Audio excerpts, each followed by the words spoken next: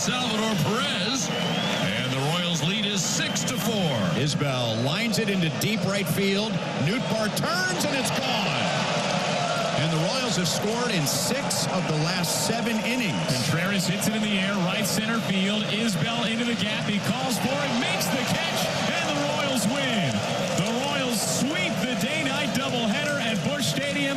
They have taken the first 2 games of the I-70 series. With Alex and T-Bone on BK, that's what it sounded like yesterday on the broadcast that I grew up watching in Kansas City. Unfortunately, that means that the Cardinals did not play well yesterday. They celebrated 2 straight against the Royals. And guys, listen, I've watched a decent amount of the Royals, as you guys probably know.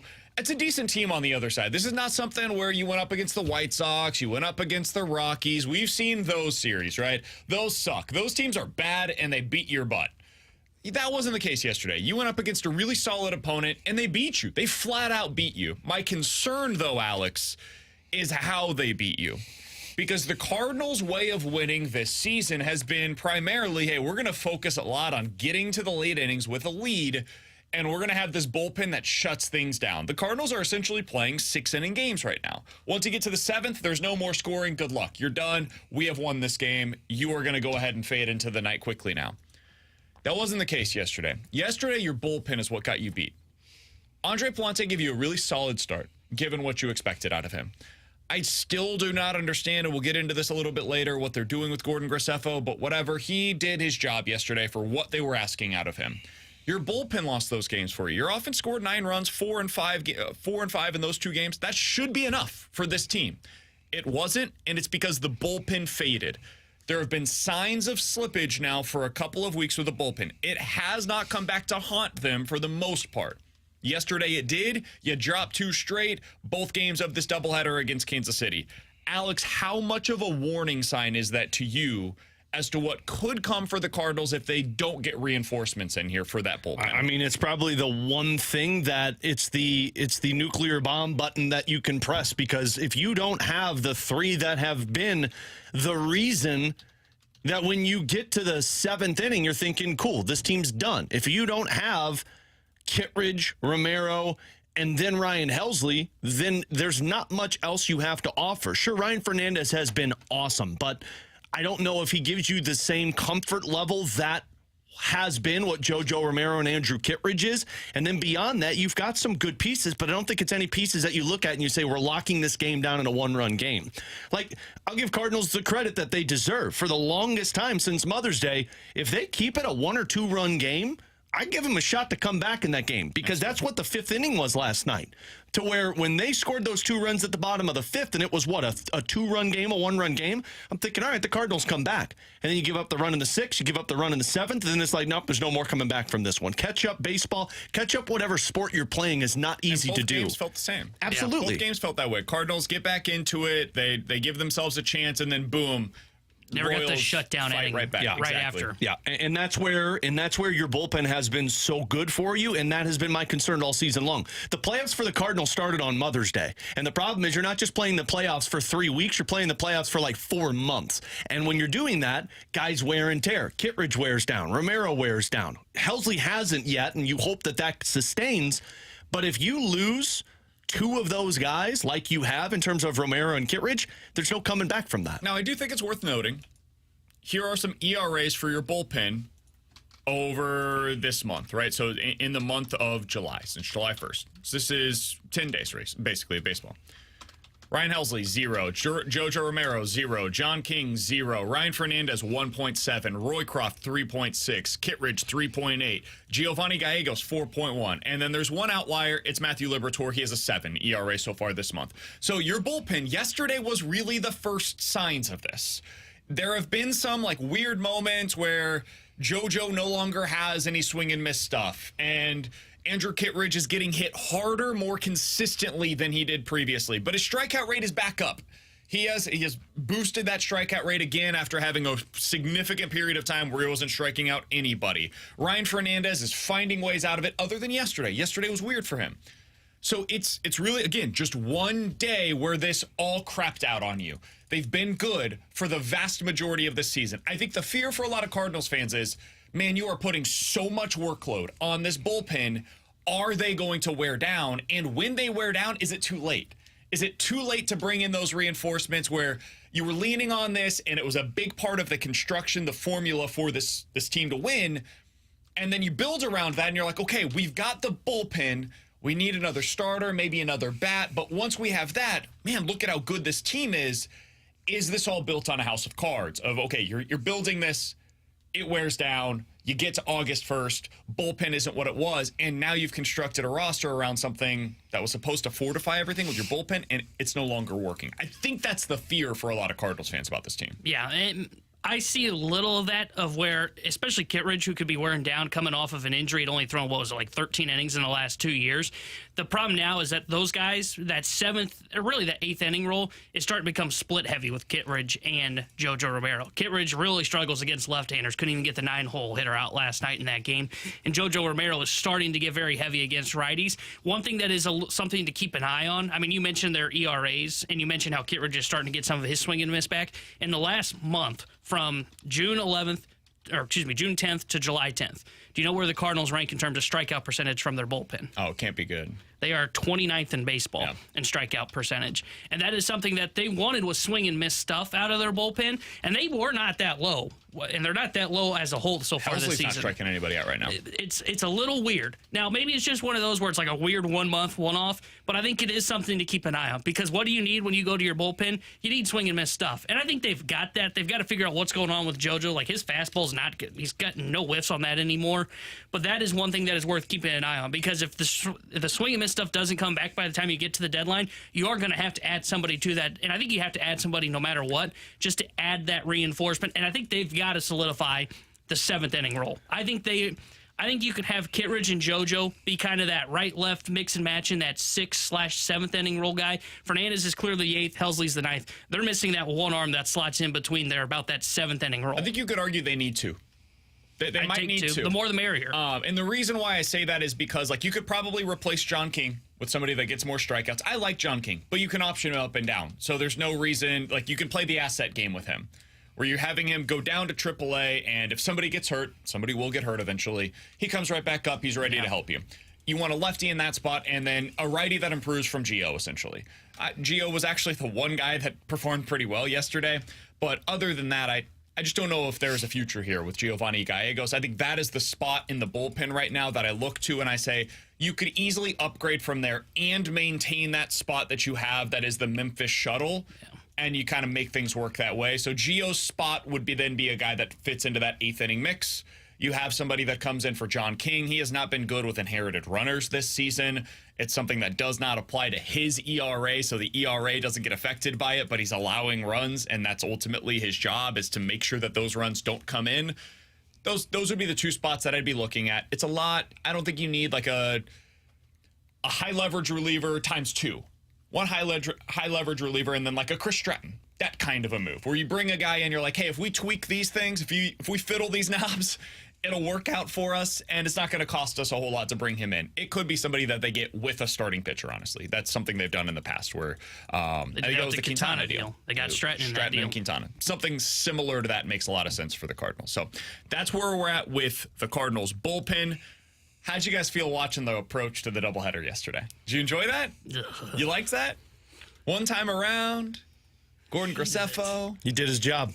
No, he didn't. 3 1/3, 3 earned runs. Did his job. Of starters to throw 80 to 100 pitches and cover as many innings as possible and get as many outs as possible. Hey, man, he threw 38 pitches. I don't want to hear the crap that he did his job. That's efficiency. He threw 38 pitches. He could have kept going. 2 more pitches, he would have thrown 40 in 4 innings. You know what they learned from Graceffo yesterday? Like, hey, this is an opportunity. We're going to start him. Let's see what he looks like at the big league. They learned nothing because they were so scared to have him go out there and pitch. No. Hated it. If I'm going to take the other side. They had Matthew Liberatore available to him, though. It's another starter who did his job. If I was going to take the other side on this, and I'm kind of with Timon. I did not enjoy watching the way that they approached Gordon Graceffo yesterday. If I'm going to take the other side, they hit the crap out of the ball against Gordon Graceffo.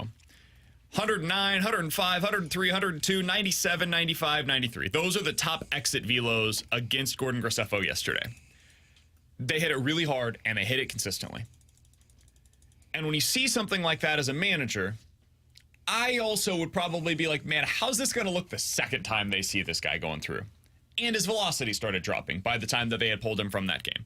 So there were reasons as to why you would consider pulling him with a quick hook.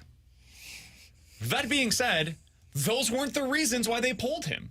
They pulled him because the game plan from Jump Street was, we are getting this guy one time through the order, and then we're going to the bullpen. We want them to put their lefties in the lineup to face Gordon Graceffo, and then we're going to flip the lineup by going to Matthew Liberatore, and then we can mix and match after that. This is a bullpen game. That's what they did yesterday. They went with Andre Palante, and they had to push him because they said, well, this is his last start before the break. Nonsense. You pushed him because you knew you had a bullpen game the next game. That's you why. could have used Sonny Gray. And like Ollie would ever push a pitcher to 100 unless he had 101 to. pitches Only from if the pitcher wants Andre out. Palante, letting him face Salvi Perez again. Like, it just, that is not the way that I would typically expect them to manage that Ollie situation. Marmol pulled his best John Schneider impersonation yesterday, which was, I'm going to stick with the game plan of, and look, yeah, he did get hit hard, but that was clearly a game. That was what Schneider did with Barrios in the freaking playoffs. And look, Graceffo's no Jose Barrios. That guy's a stud, but it was all pre-planned. And I hate that crap. I don't want to see that from the manager of the St. Louis Cardinals. I also think, generally speaking, it's worked for them this year. Like, this is the two-sided coin, right? I don't like watching it. It's not a fun thing to watch. Yesterday, I was excited to see what Gordon Graceffo has. Find out in that game what you've got there. And we saw what the downside is to going the way that they did. But more often than not, their plan has worked this year. They've, generally speaking, hit most of the right buttons, basically since, as you said, Alex, Mother's Day. So this is now 2 months almost exactly of them being really good at playing the matchups with their bullpen, going out there and finding the right ways to piece things together with their bullpen. And even when they have these games, it's worked most of the time so far this year. I still don't like watching it. Like, But you've also had aesthetically, I hate it. But you've also had to do it with your bullpen a lot this season. Like, it's one thing if you have to do it occasionally throughout the first chunk of the season, but we're talking from Mother's Day, almost every fifth start, we're talking about having to pick and choose how we rightly use our bullpen. And that's why you're seeing the decline of all of these guys, because the Cardinals have one identity. The identity is win one-run games because our bullpen can lock it down. Yeah, but it's worked. Like It has worked, but again, playoff baseball has started on Mother's Day for this team, and when you try and do that till September, it's not going to keep working. It's scary. It's really alarming. But they have the best record in baseball, or best record in the National League for the last 2 months now. So it's hard to argue against when the results are working for them. And yet, as I saw yesterday, I did not like their plan. And I think all of it goes back to, and we've talked about this a number of times, Sonny Gray. The plan revolves around Sonny Gray. Everything about this team revolves around Sonny Gray. How do we keep Sonny Gray healthy as long as possible? And the way that they want to do that is by pushing back his starts, limiting the number of pitches. We need to get that guy to October, because our only way to get through October was with that guy on the mound for game 1 of October. And their approach to that is, well, that means on this doubleheader, we're going to have Sonny Gray push his game back. By the way, I'm going to be really curious to see how that affects him, because he was supposed to be planning for Kansas City. Now he's going to be planning for Chicago. We know how this has gone in the past. I don't love it. I don't love anything about what happened yesterday. Didn't love it. Didn't love the plan. And I don't like how much they're approaching Sonny Gray in mid-July with kid gloves at this point. And man, we're like 3 months away from him being hurt. At some point, can you just say, like, okay, we're good here? But it's working, and so it's hard for me to push back too much. With Alex Ferrario and Tanner Hendrickson, I'm Brandon Kiley. If you guys want to get involved in the show, 314-399-9646 is the way to do so. That is the Air Comfort Service text line. You can check us out on YouTube as well. As always, youtube.com/101ESPN STL. That is where the graveyard chat is off and running. We'll get to your questions coming up at 11:45. But coming up next, the Blues did what Alex Ferrario wanted them to do. They signed an old, potentially washed-up defenseman who did have a pretty decent season last year to a veteran minimum deal. What does this Ryan Suter signing mean for the Blues? We'll talk about it next here on 101 ESPN.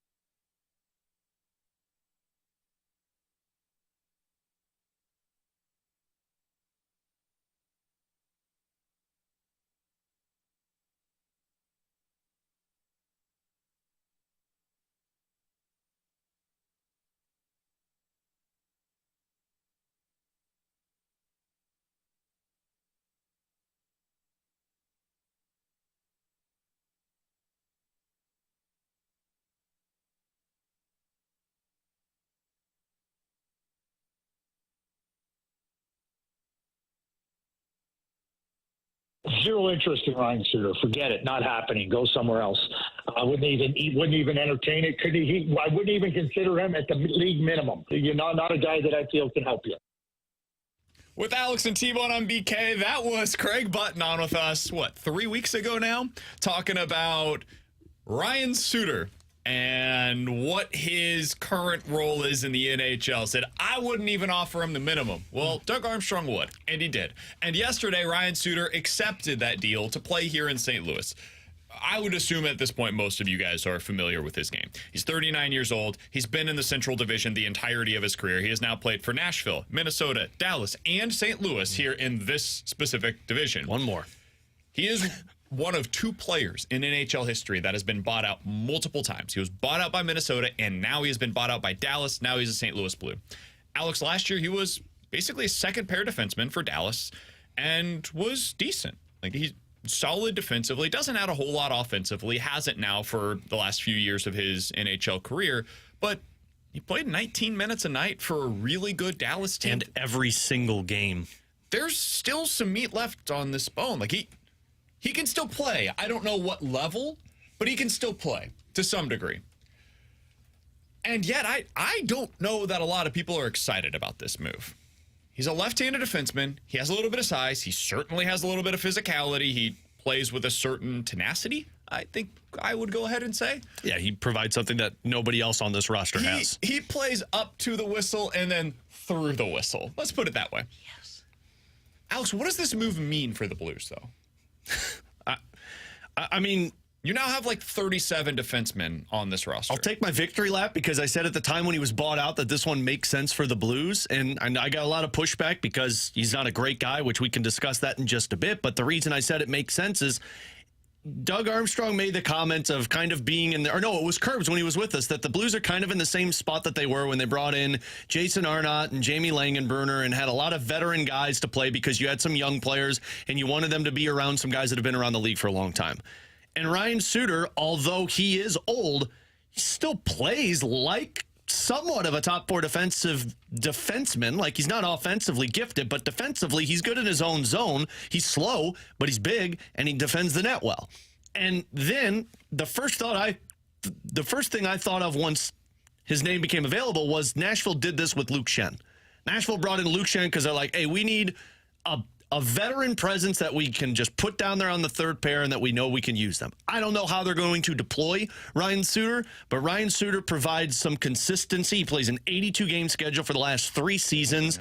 He's physical. He plays a lot of minutes, and you have one young right-handed defenseman that you want to be able to take that next step at the NHL level in Matt Kessel. So for me, the first thing I thought of was Ryan Suter signs. That's the pairing mate for Matt Kessel this upcoming season. I think he's played, if I'm not mistaken, every game for like the last... Yeah, since 2019, 2020 with Minnesota, because he was the COVID-shortened season in 2020, 2021, and then the last 3 seasons he's played with Dallas every single game. And I think he played every game in 2020 as well, because that was the COVID-shortened season. Yeah, 2019, 2020 was the first... 2018 was the last time that he did not play a full season. He had 78 games played that year. Yeah. And before that, you have to go back to 2015.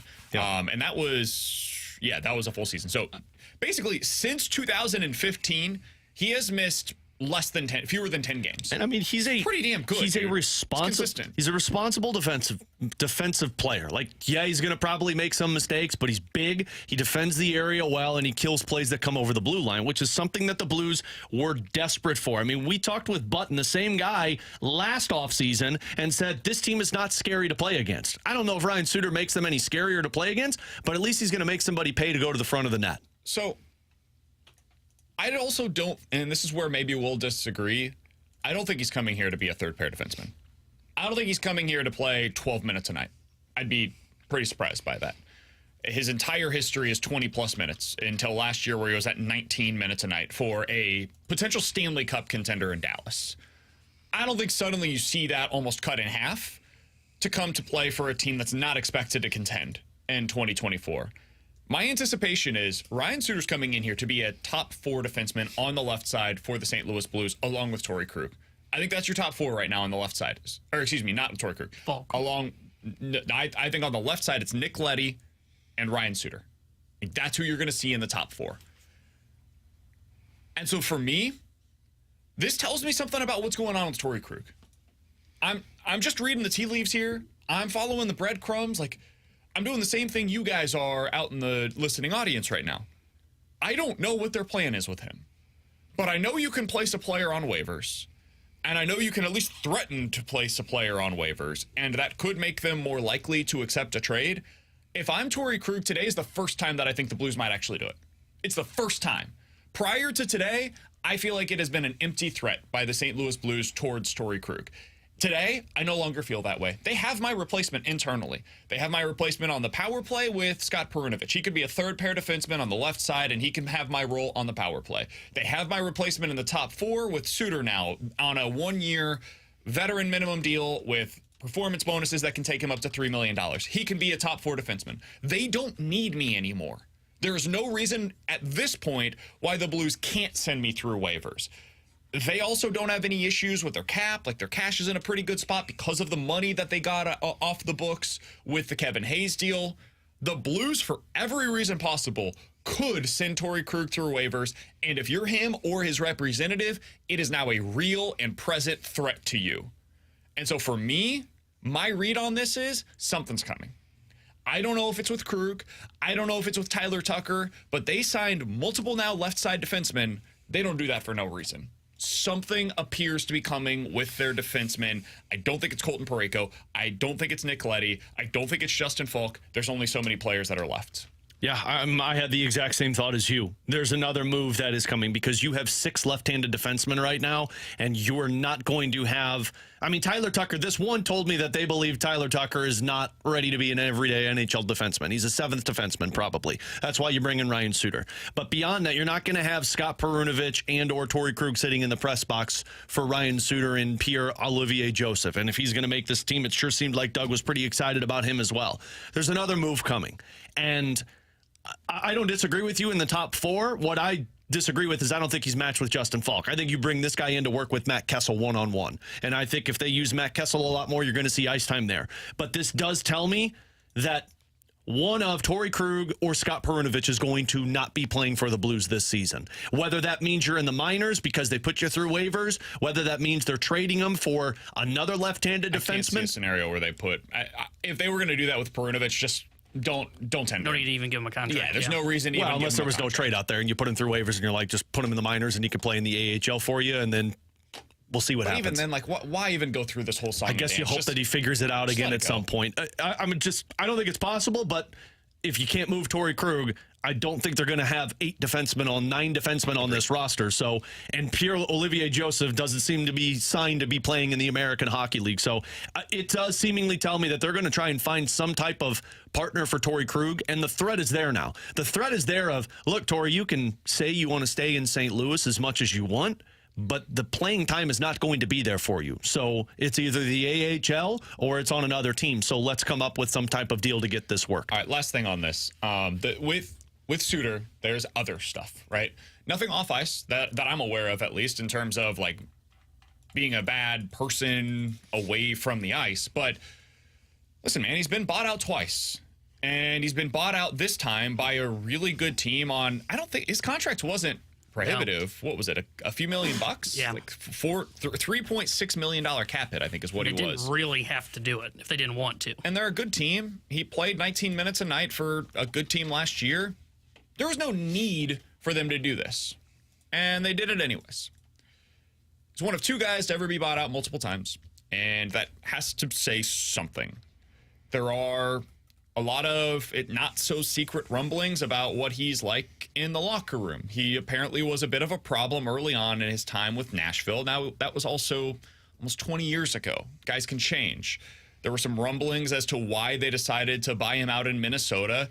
Apparently, Bill Guerin said, hey, we got to fix this locker room. And part of that included Ryan Suter no longer being a part of the locker room.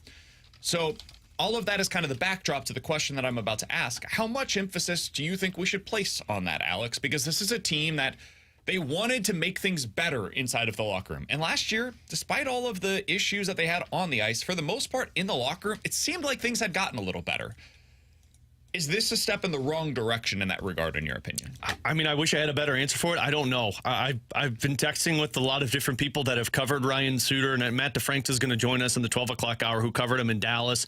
I've texted a few people that played with him, and nobody's said that he's just a terrible guy to be around, but you can't overlook what Jason Arnott said on the Cam and Strick podcast. You can't overlook what Michael Russo did as well. I mean, what he was in Nashville, I give a little bit of grace because he's 21 years old. Like, sure. Nobody is the same person that they were at 21.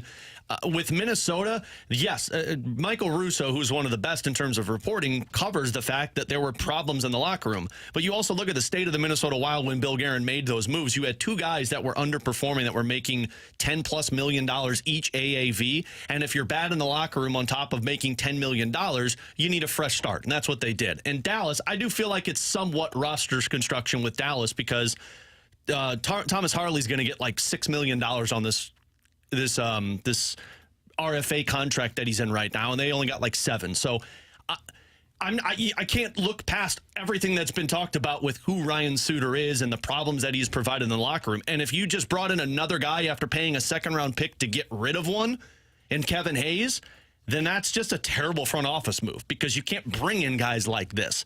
But it's so hard to argue because I sit here and say I can't imagine Doug would want to bring this guy in with young players that you're trying to develop, but he did that with Kevin Hayes and it didn't work out, and he said it was the wrong move. So, I mean, the proof is going to be in the pudding with Ryan Suter. You're going to really find out who he is and how the locker room is when things go bad this season for the Blues. Because one thing is for certain, Joey and I talked about it on pregame all season last year, this team is very silent with the exception of like a couple of dudes. Yeah, and if you don't have guys who are willing to speak up when things are going bad, sure, you might be viewed as a you-know-what, but maybe that's something the team needs. It's going to really come down to how they handle that type of player who might just be an outspoken dude for a group of players that have been very quiet when things go bad in the past. He's Alex. That's T-Bone on BK. By the way, we are expecting to be joined tomorrow by Ryan Suter. Yeah, 12 o'clock. So we're hoping to be able to talk with him. We'll discuss the signing with him, what led him to St. Louis. It's tomorrow here on BK and Ferrario. Let your friends know they can hear Ryan Suter tomorrow on BK and Ferrario. Coming up at 12:30, we'll talk to Matthew DeFranks, who is now covering the St. Louis Blues for the St. Louis Post-Dispatch, but previously covered the Stars and covered Ryan Suter. So he's going to join us coming up at 12:30 to discuss this move, what it means for the Blues, what it means for Torrey Krug. But next, are we ready to write off this Tommy Edman experiment, at least for the foreseeable future? Some news from last night suggests that might be the case. We'll talk about it next year on 101 ESPN.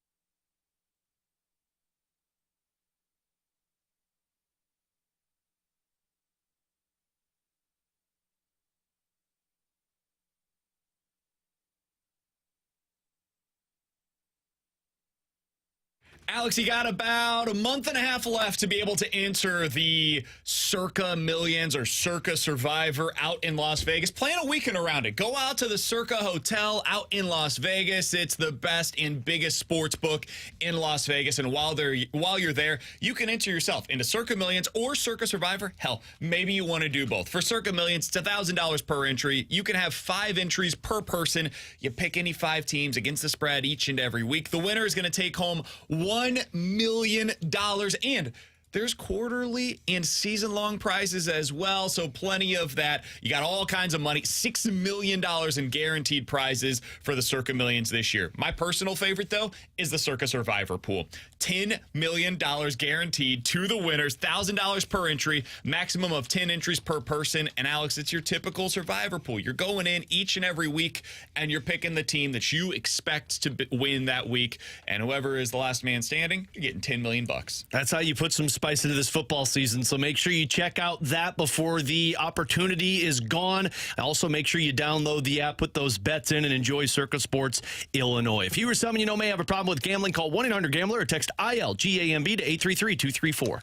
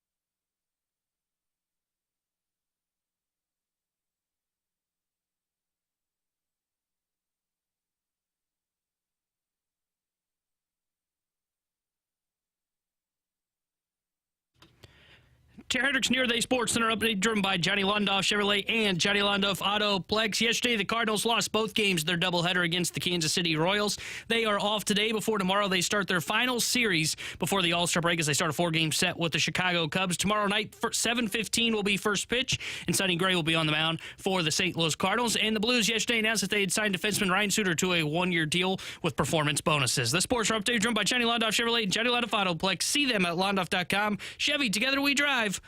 Are you kidding me?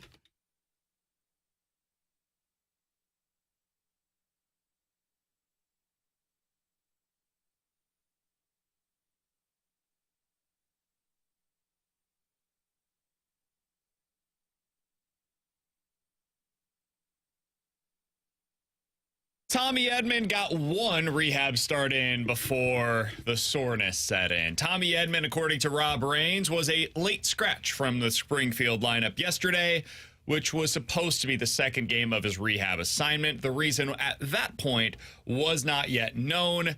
He then was told that the reason was, quote, general soreness, end quote. He had played in the game 2 nights ago for the first time this season. With Alex and T-Bone, I'm BK. Guys, to me, this screams, all right, let's settle down with our expectations for Tommy Edman for the foreseeable future. Maybe for this year entirely, but at least for right now, I would guess they're going to treat this like a spring training. They're going to give him 3-4 weeks of being down at the lower level to get himself right. That means physically, mentally, emotionally, just getting back into the grind of baseball after he's been off of it for almost a year now, for any meaningful amount of time. I don't think this is like some the sky is falling type of moment with Tommy Edman. It could be he went out there and he did baseball things for the first time. Like when I had a kid and I would carry Luca around, who was 7 pounds at the time, I would wake up the next day sore because it's just different muscles doing different things, like reaching over for something while carrying a 7-pound baby that I've never done before, right? And so you're like, man, I am sore in places I didn't know I could be sore in. And the reason I bring that up is because Tommy Edman is finally doing actual baseball stuff for the first time in like 9 months. So I would imagine, yeah, he probably woke up. He was like, hot damn, I am sore in places that I forgot I could be sore in. So I'm not overly pessimistic or concerned about this, Alex, but I think it serves as a good reminder. I don't think Edman is coming back as quickly as what we would like or hope that he would be. Yeah, I think this basically told you that this is going to be a lot longer of a process than people originally thought. We were talking the other day about what it's going to look like when he returns, like post-trade deadline. I think you're probably talking more like August before we're really talking Tommy Edman. And that's no shot against the development and say like, oh, he's going to get injured again. It's just this is what happens when you're out as long as you have been if you're Tommy Edman. I mean, we're talking since spring training, Tommy Edman has been down. This is going to take a little bit longer of a process. So I expect this isn't going to be the only time we see a general soreness scratch of Tommy Edman as you're going through this rehab. It's going to be 5 innings here. Yeah, you're probably going to need a day off. 5 innings here. Can you build off of that with 3 or a DH? That's just what this whole process is going to look like, which is why, yes, we were talking about what it's going to look like. And although it's still a concern when Tommy Edman returns, but I'm not going to let that bother me until like August when we're talking Tommy Edman. I think he played at second 2 nights ago. I think he was playing. I think his first. I thought that was a DH. He was a DH. So he DH'd night 1, and then he was supposed to be in center yesterday. And Ali announced that before the game, and that's why I'm glad they took this slow approach to this, because last night when the lineup came out from Springfield, he was listed as DH, which was a little bit of alarm bells as to, okay, that's odd. Why did they change their mind? And then he got scratched. So I'm glad that they're taking this slowly. I just looked this up to make sure I was right about this. 20 days is what he's got on a rehab assignment. And then he can tell them. Yeah, exactly. He is able to continue to stay down, but 20 days is when they have to make a determination. Yeah, it's the maximum. It's what the player can say, I'm ready to come back up. The team can no longer keep them down at that point. 20 days at the maximum, if like that's what it is for him, say it is a 20-day rehab, July 29th is the first day that he can technically come back. Right at the deadline. And at that point, I think the deadline is the 30th. So, yeah, 24 hours before the deadline. At that point, you're not going to have any idea if he can be your right-handed bat. That's a big deal, man. That's a really big deal, and I think it could serve as I think this may be why the Cardinals have been saying what they have about the right-handed bat. Because they're not going to know. They're not going to have the information needed on Tommy Edman as to whether or not he can be that player. So right now, you probably do need to be exploring that route. And then as you get closer and closer to the trade deadline and you get more and more information on what the Edman prognosis is, like you can kind of find out, okay, where are we at with this? Do we actually need to go find somebody that can be what we thought Tommy Edman was going to be, or is Edman going to be that guy for us? The other thing as we approach the deadline is pitching. Pitching. Once again, that is the thing that the Cardinals and almost every other contender in Major League Baseball is going to be looking for. Well, last time we talked to Jim Bowden, former Major League Baseball general manager here on this show, he basically told us, guys, the Cardinals stink. They're not going to be a buyer at the deadline. And now he wrote this. The front office is focused on trying to improve the starting rotation and is targeting yet another veteran starter after acquiring several in the offseason. It's only a matter of time before they land one. Some of the possibilities include Yusei Kikuchi of the Blue Jays, Eric Fetty of the White Sox, and Cal Quantrill of the Colorado Rockies. You don't believe what you just said. This is Jim Bowden in his office right now just writing that article. Son of a stupid Cardinals. I think 2 of those 3 would be perfectly adequate additions. I think Eric Fetty would be one of the best additions they can possibly make this year at the deadline. Yusei Kikuchi would be a good one.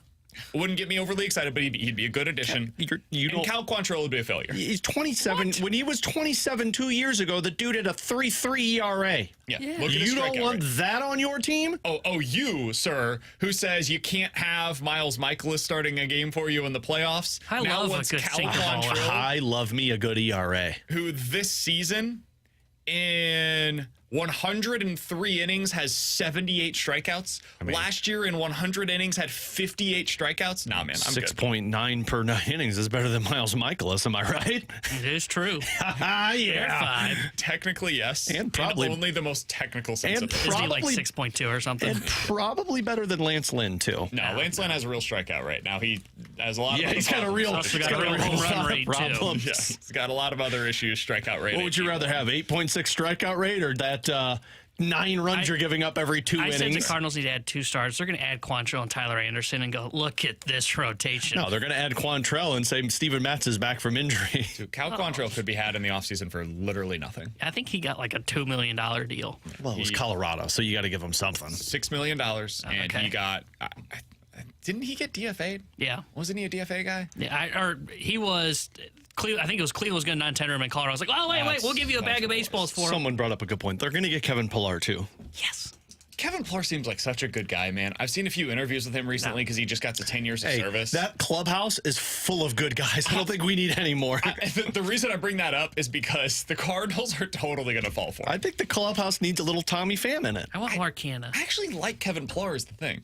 I like him. Yeah, now, he's fine, been but you bad got for Michael 3 of the 4 Ciani. months of the baseball season so far, but I like the But guy. you got Michael Ciani. What do you need Kevin Pillar for, man? You can hit lefties. Opposite-handedness, yeah. I don't care. T-Bone brought up the guy. Mark Canna's the guy that I would be interested That in. I'm if fine you with. really do want a legit right-handed bat, again, I still have no idea where you're fitting him into the lineup other than pinch hitting, but Mark Canna rocks. I like that guy. He's really good against left-handed pitching, and that becomes like not quite to the level of what Albert was in his final season here in St. Louis, but it's an Albert type of bat against left-handed pitching that you could plop into your lineup. If you got a lefty starter on the mound, put him at DH, put him in a corner outfield spot, like that makes a lot of sense for them. And I don't think it's going to cost you a ton to be able to acquire a bat like and he's that. not making a ton of money. So that one actually does make some sense for them. The thing that and he's proven. It's been over multiple seasons. It's not like a one-off of, hey, whoa, this guy's good against lefties. Like Pillar? Exactly. This is the thing I'm curious about is, like, do they really want that right-handed bat to be able to play center? Because Canna cannot. So, like, if you do that, you have to put Newton center, which you saw yesterday. Like, you can get away with it if you want, and Canna can play, like, right field for you. Now, you probably have to pull out somebody like a Burley, I guess, when Contreras has to DH for a day, but he hasn't hit lefties. If they want someone that can play center field, it really narrows down what they can do, because that would be like Pillar, but that's like squint and see it if they're going to do that you route. Witnessed in the first game yesterday as to why you can't have Lars Nootbaar in center field, because Lars Nootbaar in right and Ciani in center, or even Edman when he's healthy in center, you're not losing that ball game because you're not giving up those 4 runs in that inning. You certainly have a better chance. Like, even if you're not winning the game, your bullpen blows that game for you. A better chance than what you had. Burleson plus Nootbaar in your outfield, like Burleson, Donovan, and Nootbaar in your outfield means that I think Donnie at this point is like a slightly above league average left fielder. I think Burleson is slightly below league average in right, and I think Nootbaar is slightly below league average in center. I don't think that's the way this team wants to be constructed, given what their pitching staff is. If you had more strikeout artists in your rotation, maybe you could get away with that. Not this team. This team needs to be plus defensively in the outfield and basically every spot, and they can't do that if you have Lars Nootbaar in center field. So I'm totally with you. I think they need a legitimate center fielder, and that makes it really difficult to build around them because you've got Burleson, who you want to get in the lineup as well, and now I've got 2 corner outfielders and Donovan and Burleson, and I've got a DH, or excuse me, 2 corner outfielders, Newt and Donnie. I've got a DH and Burleson. Where's that right-handed bat going? It just becomes difficult. It becomes difficult to be able to square. With Alex and T-Bone on BK, questions and answers coming up next year on 101 ESPN.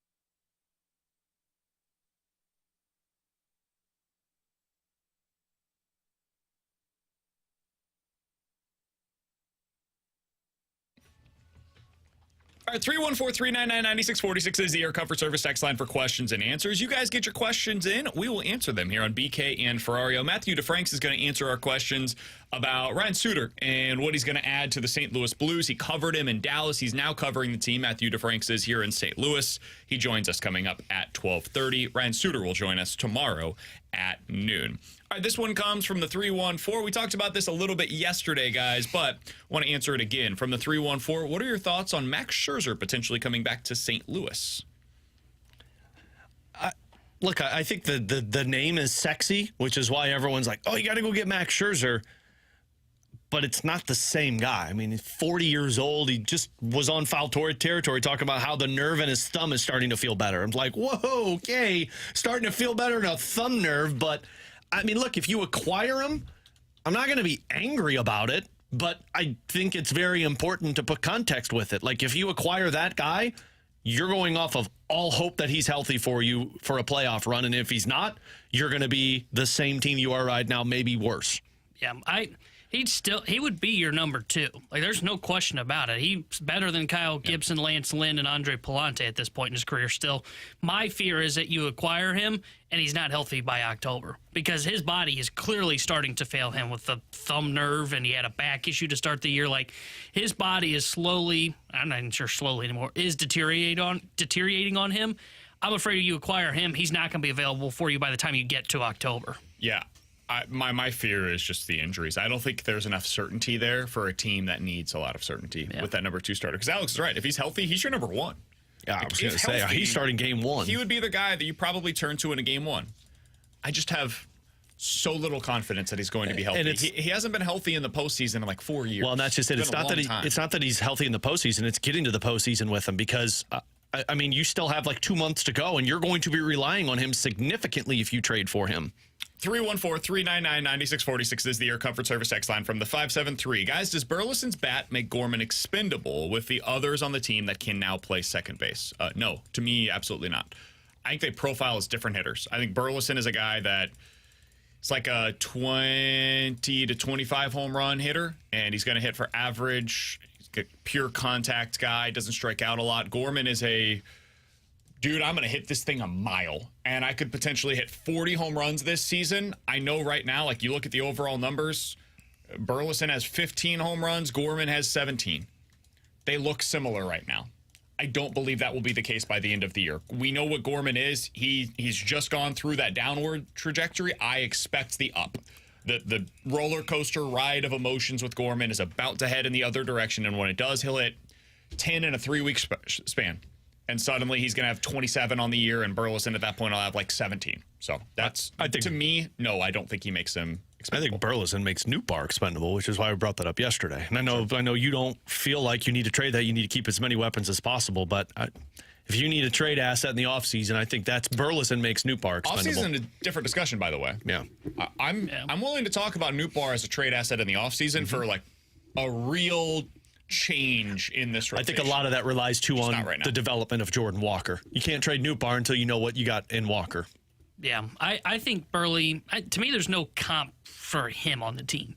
You know, because what you said, he hits for average. Comps for him in Major League Baseball. And he can have like 20, 25 home run, and his on base is carried by his average. You know, I think Donnie's more the one that makes Newt expendable because he's got kind of the same profile. Draws walks, high on base, also has better power than what people give him credit for. I don't want to move Gorman because, like you said, he can be a 40 home run guy. And again, he's the guy that can pull off a Jock Peterson in October where he gets hot for like that 16-game stretch, and all of a sudden you look up and you're like, hot damn, he won NLCS MVP, he won World Series MVP. Wow, that guy really carried us in October. Well, let's make it clear, we're not trading Donnie because that man plays with a broken arm.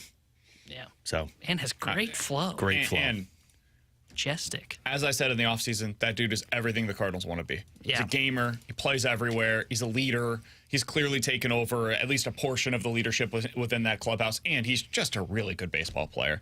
Weird first month of the season coming off of the bionic arm.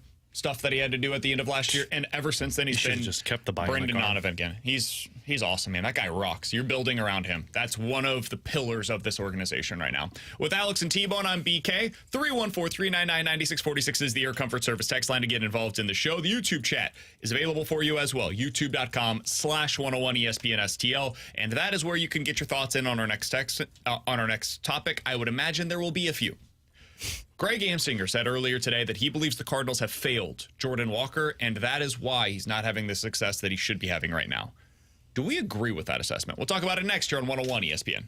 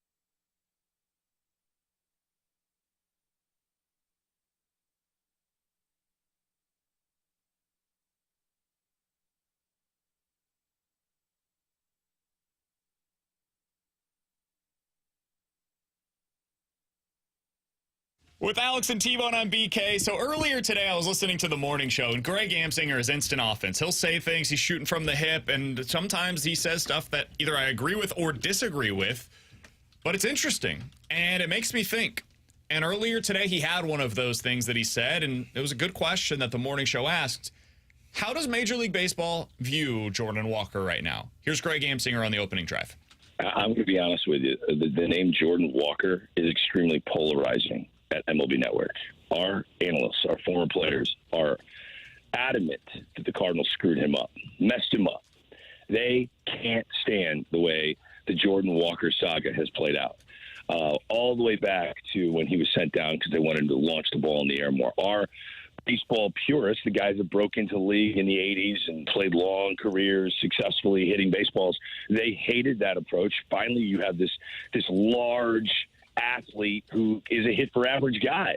And we saw that work out fine for Frank Thomas back in the day, Jermaine Dye back in the day, Matt Holliday, for crying out loud, back in the day, large, physical right-handed bats that weren't necessarily dead pull trying to hit homers every AB. So they couldn't stand the mental approach that they wanted Jordan Walker to have at the plate, and they think it messed him up, and it screwed up his evolution as a hitter. I think this is a pretty common opinion right now. I think that this is what a lot of Cardinals fans believe is the Cardinals messed up Jordan Walker. And he's never been the same since they decided to send him down. And he is clearly in his own head at this point. 314-399-9646 is the Air Comfort Service X line. And the YouTube chat is youtube.com/101ESPN STL. Alex, do you agree with that assessment? Do you think that the Cardinals messed up Jordan Walker? I'm not going to put all the blame on the Cardinals for messing up Jordan Walker, because this is not a whole cake that goes to one side and says you broke this individual, because the other side, there's give and pull in terms of development, and it's just as much on Jordan Walker in terms of trying to adapt to what the Cardinals are doing and being willing to listen and adapt than it is to the Cardinals trying to get what they deem successful to Jordan Walker. But with that being said, I do put some of the blame on the Cardinals, because I do think this back and forth of, hey, we want you to do this, and we're going to send you down to the minors after you go on a great hitting streak last season to figure it out. And last year, he was the one that basically said, like, yeah, I'm just doing what I've done best. Some of that could be on Jordan Walker's fault, but the Cardinals, they're telling him they want him to be something, and he was already successful somewhat at it in his first year. Bring him back up. He continues to do exactly the same thing. And then this offseason, this spring training, it looks bad, and the Cardinals start it, and then they say, you're going down for good. I think there's a lot of mental games that go into it with what Jordan Walker has gone through, and I don't know at that age if you're able to handle that mental toying that has gone back and forth between the Cardinals and Jordan Walker. I don't know in terms of personality what they're trying to develop him in, if that has broken Jordan Walker. But it's just very odd how last year, 2 years ago, it was this dude is a superstar. And then after this season and the weird drama that went around, it turns into, yeah, we're a little concerned about Jordan Walker's development. That's the part that I look at the Cardinals and say, man, what went wrong here? Yeah, I don't know why I don't put that much blame on the Cardinals, because what they were saying makes sense to me. Of, hey, he's on the ground too much. He's got to start lifting the ball if he's going to have success. And that checks out. Like, I just looked from 2022 to 2024. I'm looking at the highest ground ball rated guys across Major League Baseball in terms of ground ball percentage. Everybody in the top 30 is beyond 48%. Walker in his 2 years is at 47% on the ground. Guys, there's not a lot of good players on this list, if I'm being honest. There's some outliers, like Juan Soto's on this list. That guy's kind of a stud. But number one is Tim Anderson. You know what Tim Anderson's doing? He got DFA'd. He got DFA'd because he doesn't hit well. He's not hitting for average. He doesn't hit for any power. So that's why I don't want to say, like, the Cardinals broke him. Maybe they could have had success with this. But I think them sending him down is trying to get him to buy into what they are trying to sell of, you've got to lift the ball if you're going to be what we think you can be. I think the message is, we think you can be a superstar MVP caliber guy. You're not going to be able to do that, though, if you're continuing to hit the ball on the ground. And that's where I think the message is being sent to the Cardinal, or by the Cardinals to Walker. I don't know if an organization can truly break a player. I think it is more of players not listening to the organization. And I put a little bit more blame on the player than I do the organization as a whole. And I think at times you can have guys that are hurt by organizational philosophies. Like, I think the Cardinals, pitching-wise, have not necessarily helped their players over the last 5 years or so. I think it's getting better. I think you're seeing things starting to head in the right direction. Look at like what Sonny Gray has talked about, his struggles in New York with the Yankees. You can have some of that. I do think there is something to it. And I think it's entirely possible that there were some unintended consequences to what the Cardinals did with Jordan Walker, where they're trying to say one thing and the message, for whatever reason, did not get across the way that they wanted it to. What they want is, hey, Jordan, look at you. Like, look in the mirror. You're 6'6", 260 pounds, man. right now you have the ability athletically to leg out some of these infield singles. That's not going to be the case a whole lot longer. Like, you are going to be at a place within the next couple of years probably where you're not going to be the guy that's legging out a single. You can be, though, the guy that's hitting like gappers everywhere for doubles. That's going to be your future, Jordan. And so I think people hear the launch angle stuff, right? And they immediately go, oh, sell out for homers. No. Get the ball in the air, because that's where damage is done. That's what changed for Alec Burleson this year. Burleson is getting the ball in the air more. But the ball in the air means line drives. I think all of us would agree. Line drives are good. The best batting average on any ball in play in Major League Baseball is a line drive. That is where you want to be as a player. Hit as many line drives as possible and live with the results from there. That's what the Cardinals were looking for. I've talked with people around the team. That's what they wanted from Jordan Walker. Hit more line drives, man. And so I think sometimes we say launch angle. We say get the ball, hit line drives. I think that's easier. It hits home more for fans. And it worked. And this is why I disagree that the Cardinals broke him. Because it worked. Last year, he, at the beginning of the season, had that crazy long hit streak, but it was built on a house of cards. None of it was sustainable. He had a .397 slugging percentage, and his batting average on balls in play, again, completely unsustainable, was almost .360. That's typically around 300 for most players. If you're super athletic, maybe you can get it a little bit higher, like somebody like Elly De La Cruz. I would expect his batting average on balls in play to be higher because he's unbelievably athletic. I don't know that that's necessarily going to be Jordan Walker's game. 60% ground ball rate. Unsustainable. You can't be a really good player at this league and hit the ball on the ground that often. Nobody has hit the ball on the ground more than 56% of the time over the last 2 seasons, to put that in context. So his would have been far and away the highest ground ball rate in all of Major League Baseball. He goes down, gets himself right, he gets things corrected. 44% ground ball rate since his return last year. .320 batting average on balls in play, which still a little bit high, but he hits the ball hard, whatever. .450 slugging percentage. He was awesome after his return last year. So if I'm supposed to believe that the Cardinals ruined Jordan Walker, why did he have so much success after his return last year? That's what I'm really having a hard time with, is if this was on the team, then shouldn't it have ruined him last year after he was having success at the big league level and gets sent down? Shouldn't that be when it ruins him? Why was it when he leaves the team, goes and has his offseason, comes back, now they've ruined him? That to me doesn't make a lot of sense. At a certain point, guys, the player's got to perform. And I don't know what's going on here, but the player has to perform. I have one other thing that I wanted to say on this, because I heard him mention 3 different players who he said these guys were hitting line drives. They weren't worried about their ground ball rate. He mentioned Jermaine Dye, Matt Holliday, Frank Thomas, because they're all big power hitters, kind of like Jordan Walker, but they weren't selling out for launch angle, right? Maybe. Or maybe they just didn't call it that back in the day. Because Frank Thomas was on the ground 25% of the time for his Major League career. That's an unbelievably low rate. He was at a 55% fly ball rate for his Major League career. He did launch angle without thinking about it. Like, he might not have thought that he was a launch angle artist. He was. Now, a guy that was a little bit more on the ground was Matt Holliday. He did hit a lot of line drives, but his career ground ball rate was a little, probably above what you would typically expect, 45%. Still well below where Jordan Walker has been at any point in his Major League career. And then the other guy that they mentioned was Jermaine Dye. 37% ground ball rate. Again, maybe he didn't think of himself as a fly ball artist, but he was. They just didn't call it that back in the day. He just knew, hey, my power's in the air. I'm going to get the ball in the air as much as possible. Ground ball rate of 37%. These guys didn't have the issue that we're talking about with Jordan Walker. So, of course, they didn't get it corrected. Of course, they didn't try to focus on getting the ball in the air. It was never a problem for them. Their swing naturally lifted the baseball.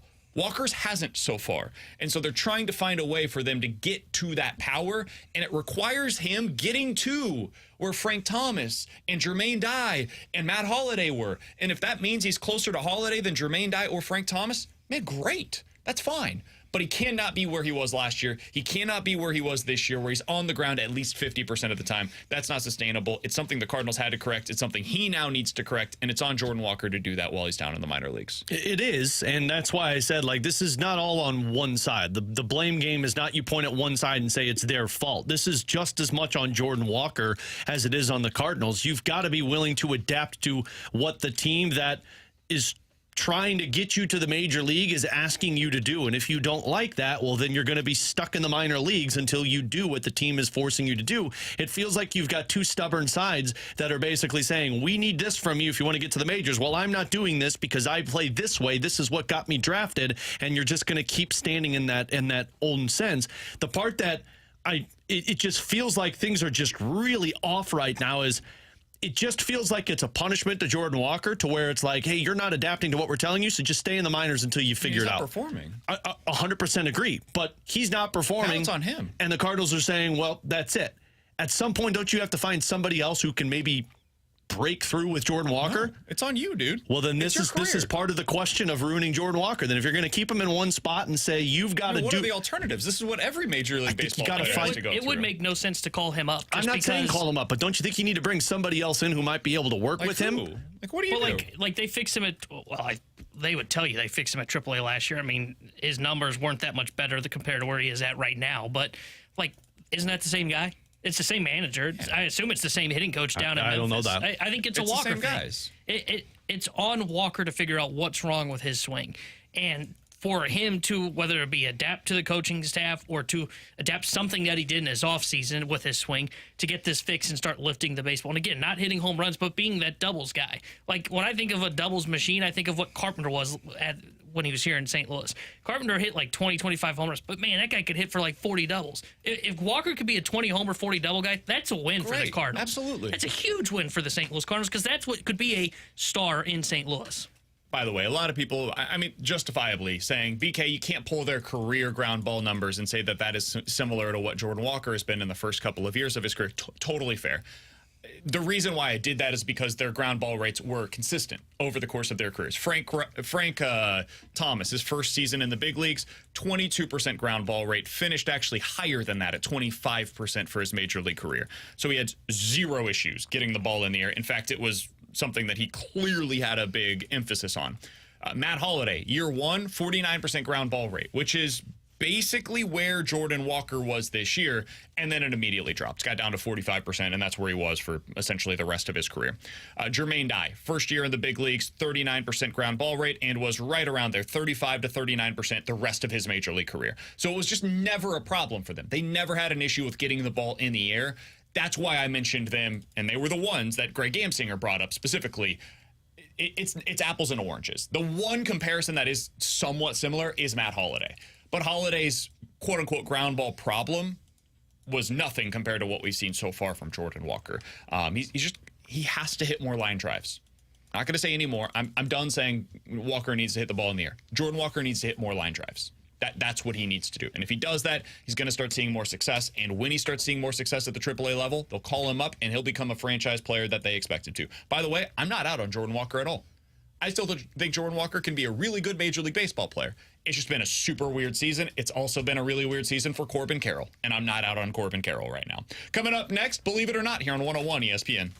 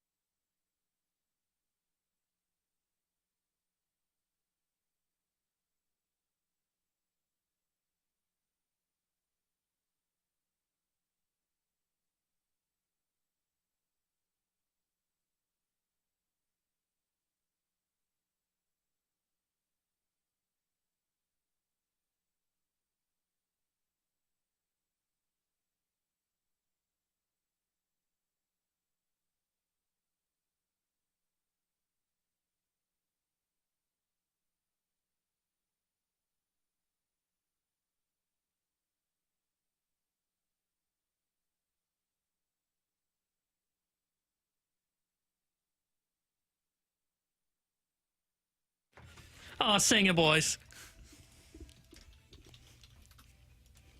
Believe it or not, I'm walking on air. I never thought I could feel so Free. Flying away on a wing and a prayer. Who could it be?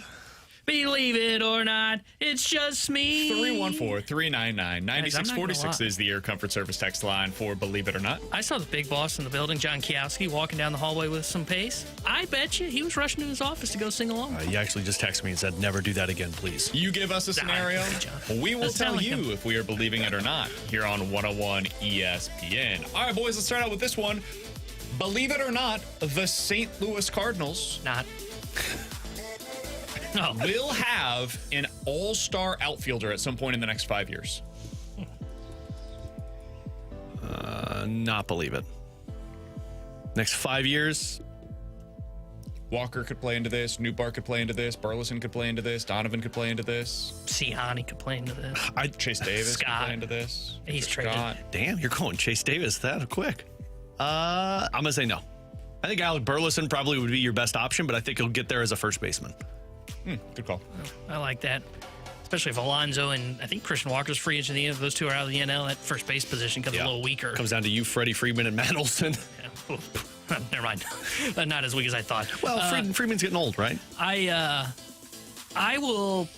believe it because I keep saying I'm still in on Walker, and he's the guy that I think has the potential to do it. Newbar would have the potential, but man, that guy gets hurt all the time. And I understand he took the bone marrow test or whatever he did. He still has weird injuries. You know, Bone marrow test. Whatever it was. I'm going to say believe it, and I think it's going to be Jordan Walker. I think it will be as well. I'm going to say believe it. I will say this. Brandon Nimmo was the comparison that we've always made for Lars Nootbaar. Like high-end Lars Nootbaar probably looks similar to Brandon Nimmo. 0 All-Star games for Nimmo. 0 Gold Glovers. 0 Silver Sluggers. Never had an MVP vote or a Rookie of the Year vote. Guys like Lars Nootbaar just typically do not end up in the All-Star game. They combine their value in different ways, and it's not sexy, and it just ends up being like a really high WAR, and everybody's like, is that guy really that good? The answer is yes, but it doesn't come with the shiny numbers. Like, you're not going to get 30 home runs out of him. He's probably never going to have a massive first half of a season batting average wise. So I don't think it'll be the type of success that gets you into an All-Star game. I think Brendan Donovan has this kind of upside potentially. And I think Jordan Walker has this kind of upside. So I'll say believe it at some point in the next 5 years. Alex, what do you got for us? Guys, Blues allowed 248 goals last season. It was 15th ranked in the National Hockey League. Believe it or not, they will allow fewer goals. Thank you. I couldn't frame that sentence right. They will allow fewer goals next season than they did last year. I'm going to say believe it. I think they're going to pack the house a little bit more. So I'm going to believe it. And for all the stuff that we've said about Suter, I think he's better than what you had in your top 4 last year. Think of what you just said, too. If you're better, you're closing in on top 10 of the National Hockey League in terms of goals allowed. Top 12. I think they're going to play a slow pace. Like, I think it's going to not be a particularly enjoyable style to watch. BK's like going the to say, beginning of last year? BK's going to say he's bored by this team. I'm not telling you that it's going to be fun, but I do think, especially their bottom 6, when they're on the ice, I think they are going to play a very grinded out style of hockey. Here were the teams that allowed a great goalie. Here were the teams that allowed fewer goals: Nashville, Pittsburgh, Vegas, Buffalo, Edmonton, Seattle, Dallas, New York, Vancouver, Boston, Carolina, LA, Winnipeg, Florida. Only 2 of those teams were not playoff teams last year. It's Pittsburgh and Buffalo. Because I don't think we're a playoff team. Now it makes me really think not believe it. This is interesting. I'm going to say not believe it. I think you're probably going to see a step back from Leddy this year. Just not a shot against Nick Leddy, but he was awesome last year. I don't believe in Justin Falk. I don't know who he's being paired with, whether it's Suter or Perunovic. And we'll see if Suter, Craig Button says he wasn't worth league minimum. And he was right about Chara couldn't skate. So, and I expect somewhat of a regression from Benner and a little bit from Hofer as well. So I'm actually not going to believe it. I think they will give up not a lot, but they will give up more goals than they did last year. T-Bone, what do you got for us? I also think their PK will be better this year. I think their PK has a chance to be really good. They were allowing 3 goals per game on average. That's what it was. Guys, believe it or not, this will be the first season that we see Jordan Kyrou be a point-per-game player. Believe it. His career high is 75 I'm in on Jordan points. Kyrou. I've got the Jordan Kyrou revenge tour coming your way in 2024. And by the 35 way, goals, 85 points. when I say point per game player, I mean for a full 82. So 82 points. He was a point per game player when he had 75 and 75 games. I'm going to not believe it. I think Jordan Kyrou has shown, well, not a hater, just he has shown that there's a spurt in the season where there is not a lot of offense there for him. And then you get hot for a couple of months. I'm not going to believe it because I also don't know who his line mate is consistently. I think you're going to see him juggled around a lot this season. I'm not going to believe it.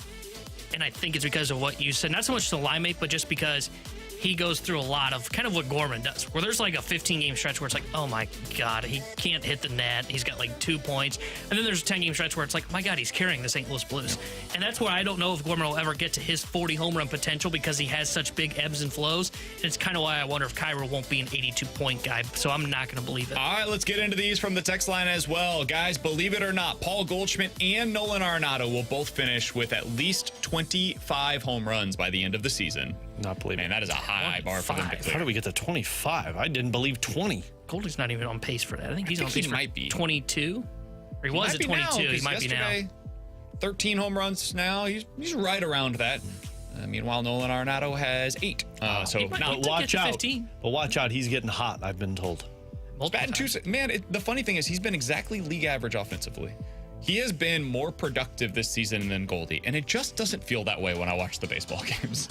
Like, I watch this team every single night. I think it's just because, like, when you see a Goldie hit, not all the time, but it feels like lately it's like, whoa, he hit that ball hard. I think it's the strikeouts. Like, Goldie strikes out so much, dude. Yeah. So much. You can tell he's selling out for power. Yeah, and he has to because he has nothing else right now. Like, Goldie has struck out 111 times this year. Nolan Arenado has struck out 55. To put that in context. Nolan Gorman has 120 strikeouts. Goldie's strikeout rate is really, really high. All right, 314-399-9646 is the Air Comfort Service text line. From the 314, believe it or not, if the Blues move on from Torrey Krug, they will be a better team than they were last year. I got to say, believe it. Man, I hate saying it because it's like you're taking personal shots at him, but that's the hockey side of things. I think you're better off if you're playing Pierre-Olivier Joseph or Scott Perunovich in a top 6 role and having Ryan Suter back there than you would be with Torrey Krug and Scott Perunovich. I'm going to say not believe it, mostly because I don't know if you know what you have in Perunovich or in whatever the other guy's name was. I forget. Joseph. But I still think Krug is a top 6 NHL defenseman. I agree. He's overpaid, but he's still a top 6 NHL defenseman. I don't know if I can say that about Perunovich or Joseph. So I will say not believe it. I'm going to say not believe it either, and it's not about the Blues, it's about what's around them. We were talking about this in the break before the show today. I don't think that the Blues are a worse team. I think they're better. I do. I think that the Western Conference has also got better around them, which is going to make it harder for them to be able to put the same points up that they did last year. T-Bone mentioned that a couple of weeks ago, and I think it's a really good point. This team can get better, but did they get better enough to make up for what the Western Conference did around them? Yeah. With Alex and T-Bone, I'm BK. Coming up next, we're going to talk to Matthew DeFranks. He covered Ryan Suter while he was in Dallas. Matthew DeFranks covered the Stars down there. Ryan Suter was on that team while he was covering them. I want to talk to him about what Suter potentially adds to the Blues and what this move means for the Blues when it comes to their defensive core at large. Talk to Matthew DeFranks about all of that next here on 101 ESPN.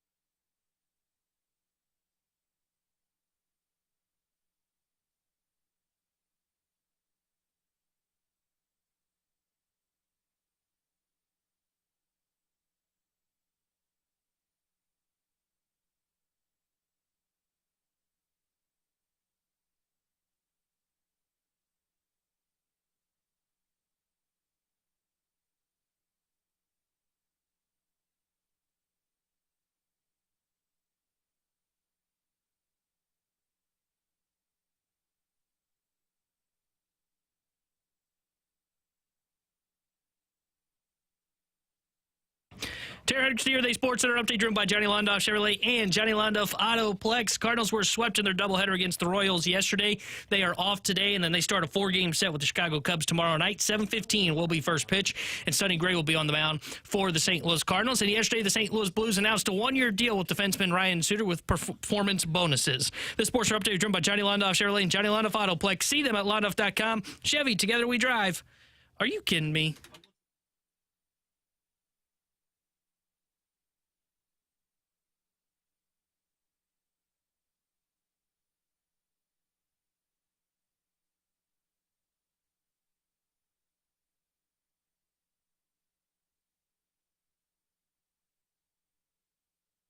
I just got some breaking news during the break. Tanner Hendrickson is back on Tinder. He's back in the game. It's called. We were talking about going over to Alex's place, having a pool date at Alex's place. Hey, I just had the best username in my head, and I almost said it. I'm like, oh, wait. We're back on the air, man. These things are on. I'll text it to you guys right now. Yeah, that's great. T-Bone's back on Tinder. So if you're a young lad, young lady, that would like to get up, young lady. Sorry. Yeah, thank you. I'd like to get in the game with T-Bone. Match with him. Match with him on Tinder. All right, we have matched up with Matt DeFranks, who's joining us Hey, now. Matt, I swiped super left, if you know what we mean, Matt. Well, right. You've definitely not been on Tinder recently. No, super left. That means no. Oh. Sorry, Matt. Sorry, Matt. We'll call you back later. Sorry, Matt. Yeah, we'll get you on another time, buddy. Matt DeFranks is the Blues insider for the St. Louis Post-Dispatch. He joins us now via the 101 ESPN hotline. Matt covered Ryan Suter while he was down in Dallas covering the Stars, so he has a little bit of insight into what kind of player, what kind of person the Blues are getting into their locker room. Matt, let's start with this, just kind of big picture-wise. What was your reaction yesterday when you saw the news that they were signing Suter to a 1-year contract?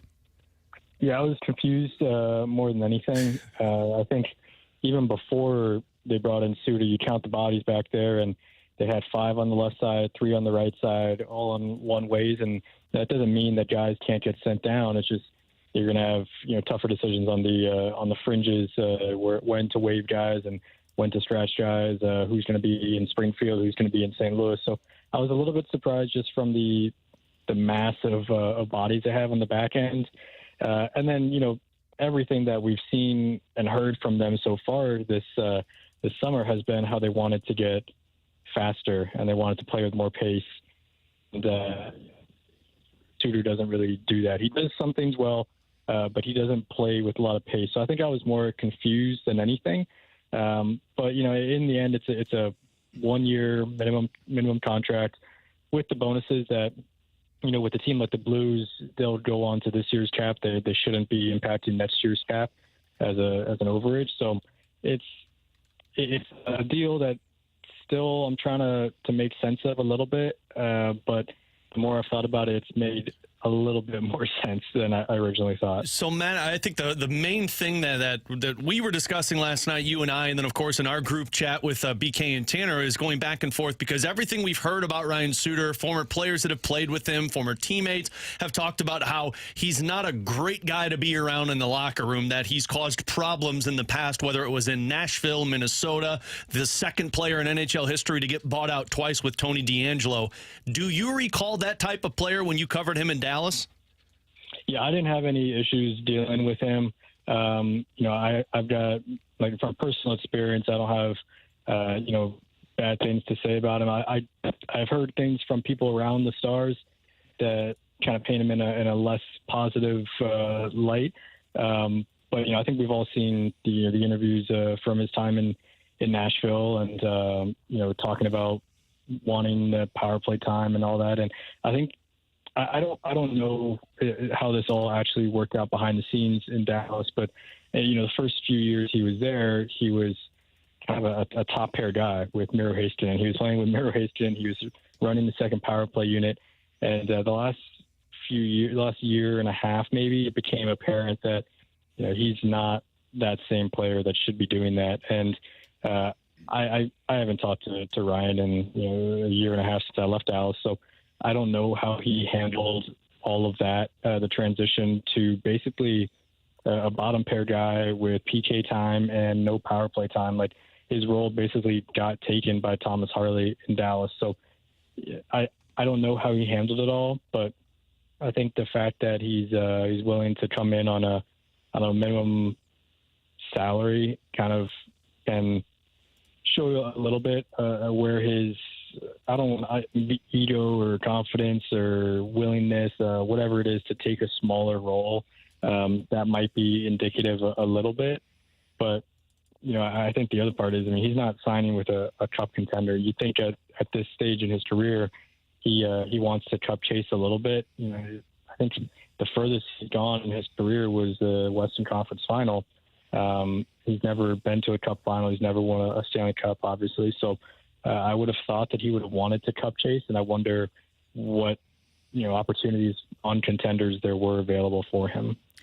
I would also wonder, Matt, when he gets to St. Louis now, signing with this team, I wonder what they've told him about his role. And we're going to talk to him tomorrow. He's expected to join our show tomorrow at 12 o'clock, so we'll ask this of him. But when I look at the Blues left side, I would think there's potentially top 4 minutes available for him on this team. How do you view that?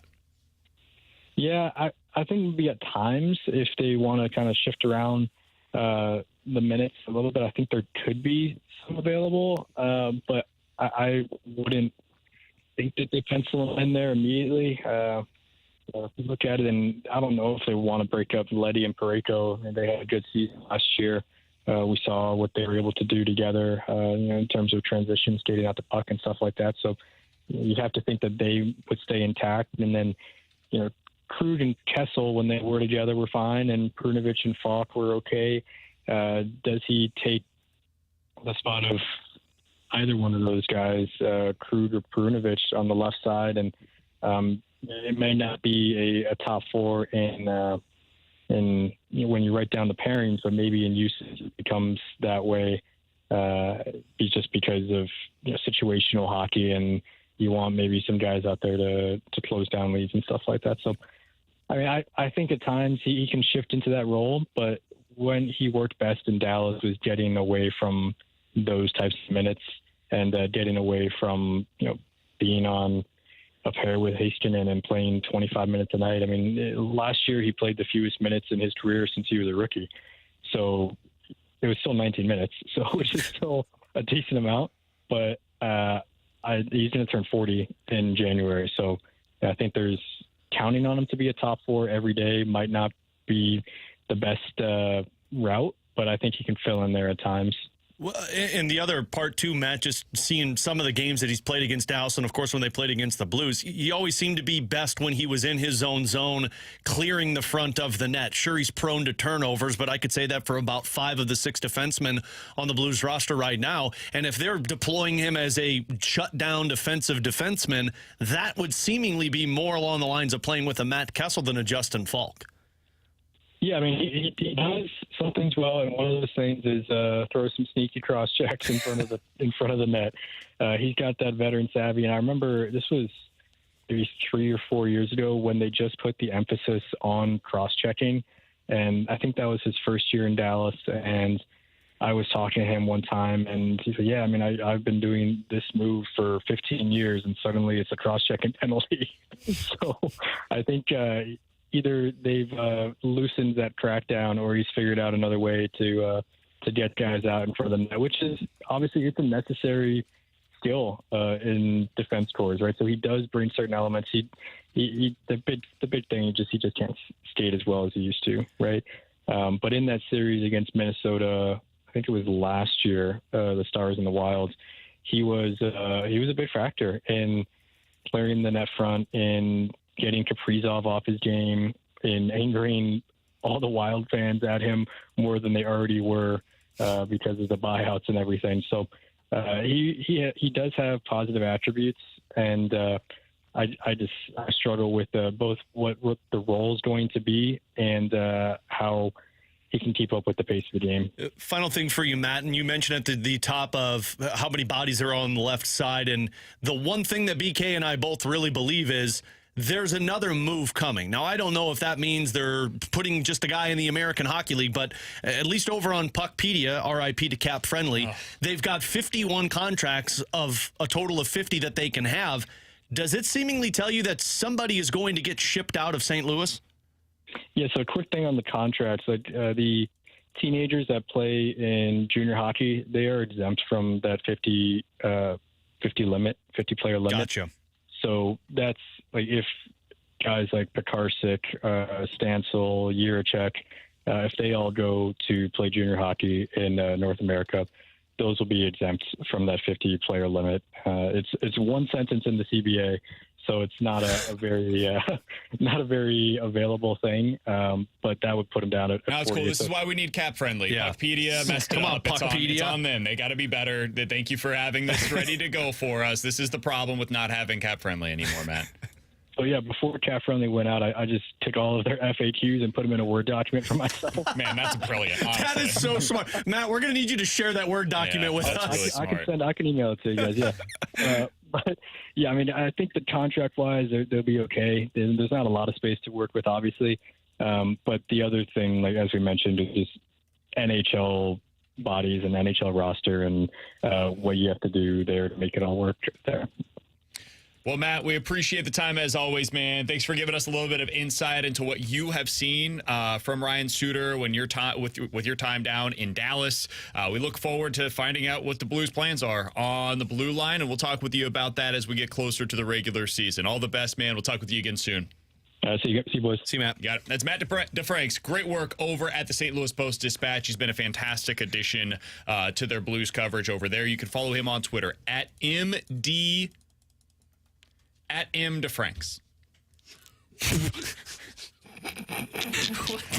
I was about to say at MDE Franks. I was like, well, that's pretty stupid. His last name is DeFranks. So, yeah, it's DeFranks. MDE. He just read Franks. that like a 40-year-old who just got on Twitter for the first time. Come on over and check out my Twitter, Matt D.E. Franks.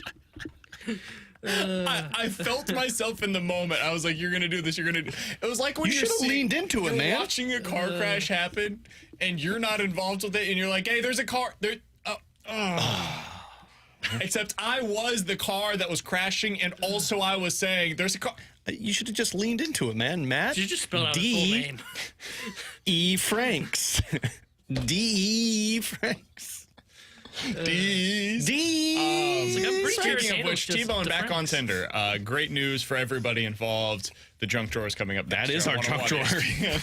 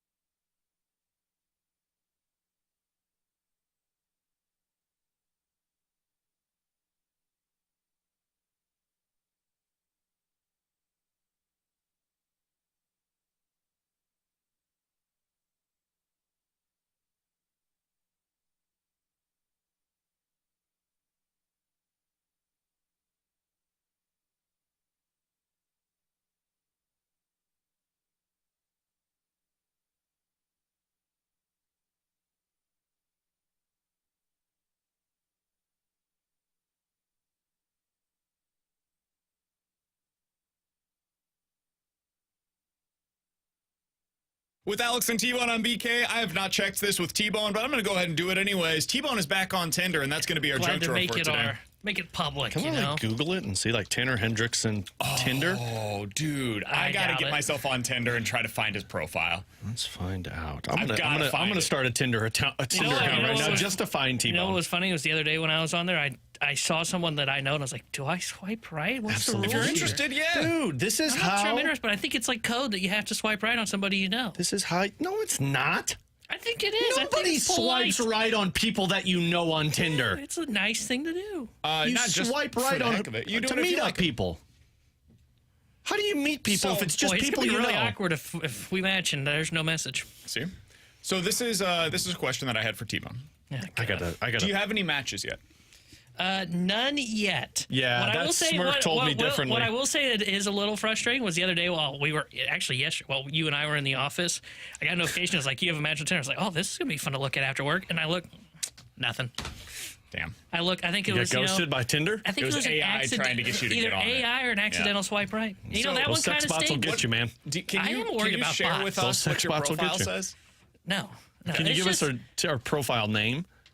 There's not. It just says your name. You old folks. It does? It just says your name. I literally don't know. Can you tell us? Tinder wasn't a thing when I was dating. Telephones were a thing. Multiple pictures on there? I've got multiple. Is one of them you playing tennis? 6. No, it's actually not. Is one of them you sitting in front of a microphone? Any photo of me playing tennis doesn't tell you my true welcome to Tinder. shape ability right now. Welcome I'm an to honest Tinder. person, you know? Are you wearing sunglasses in any of them? Oh, that's no. Or a hat? No. Okay. Whoa, what do you got against hats? All of mine are mostly just like work photos. Are you wearing as a broadcaster? Are you wearing headphones? One of them I am. A suit? Yeah. In fact, I think it's probably the first picture. I think it's the picture I took while I was at the You draft. start them off fancy, and then you show them the bikini picture later.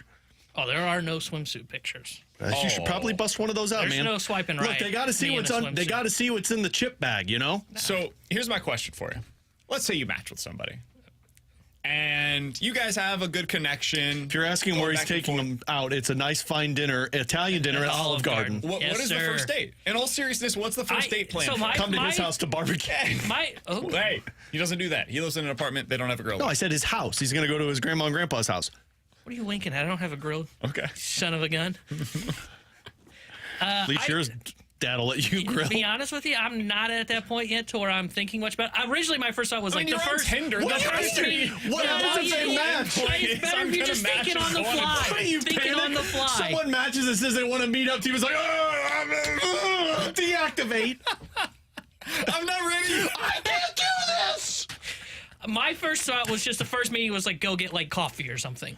And then go from there. Are you 70? No, that's fair. I think that's a fair. He's available in the mornings because he doesn't have to get in here until like 10 but if o'clock. somebody is matching with you, they'd like to try a date out. You can do a coffee date. I've got no problem with that. That's a more than reasonable. Especially because like you've never actually met them. You can also like coffee dates can be quick, and if there's no chemistry there, you can decide. You know what? Hey, it's great to see you. That's trash. Thanks for doing this. Hopefully, we can see each other. Set the tone. Go to dinner. Boom. No. Are you trying to find love, or are you just trying to find dinner's nothing? Guaranteed at least like 30 minutes. Now you can't. I will say this, and this is no shot against Starbucks. Where are you eating dinner? We frequent Starbucks regularly. Can't do Starbucks. You got to do a local shop. But that's true. Well, here's my question though. Like, I agree with that. Why is it so bad to go to dinner where you have an hour conversation with the person? Because again, if it's one where it's like 5 minutes in, I'm like, whoa. Yeah. You're gonna judge it off of 5 minutes. She's got a Gene Keaty personality. Well, stop judging books by the cover. Well, I mean, he's not judging them by the cover. He already did that. Yeah. By swiping right or left. Yeah. I mean, it's not like he's sitting over here being like, See, look, Marshy's a Tinder personality. expert. Marshy texted us and said, I went to up down the arcade bar, played games, and have some drinks. That's a good. If you're going to go do something, it needs to be in the evening. I'm in on that. I can't do a coffee in the daytime. I feel like that's a professional relationship. That's not an opportunity to build a relationship. I'm taking advice from the guy that hid in the closet from his wife. Okay? I disagree. I think that's a terrible decision. Take it from the dude who's got 3 kids. Once you're an adult, coffee dates are more than okay. I disagree. I think if you're looking for love, and I learned this from Flavor Flav and Bret Michaels and Ray J, it's got to be in the evening. Somebody said, guys, you're doing the wrong thing on Tinder if you're looking for your future wife.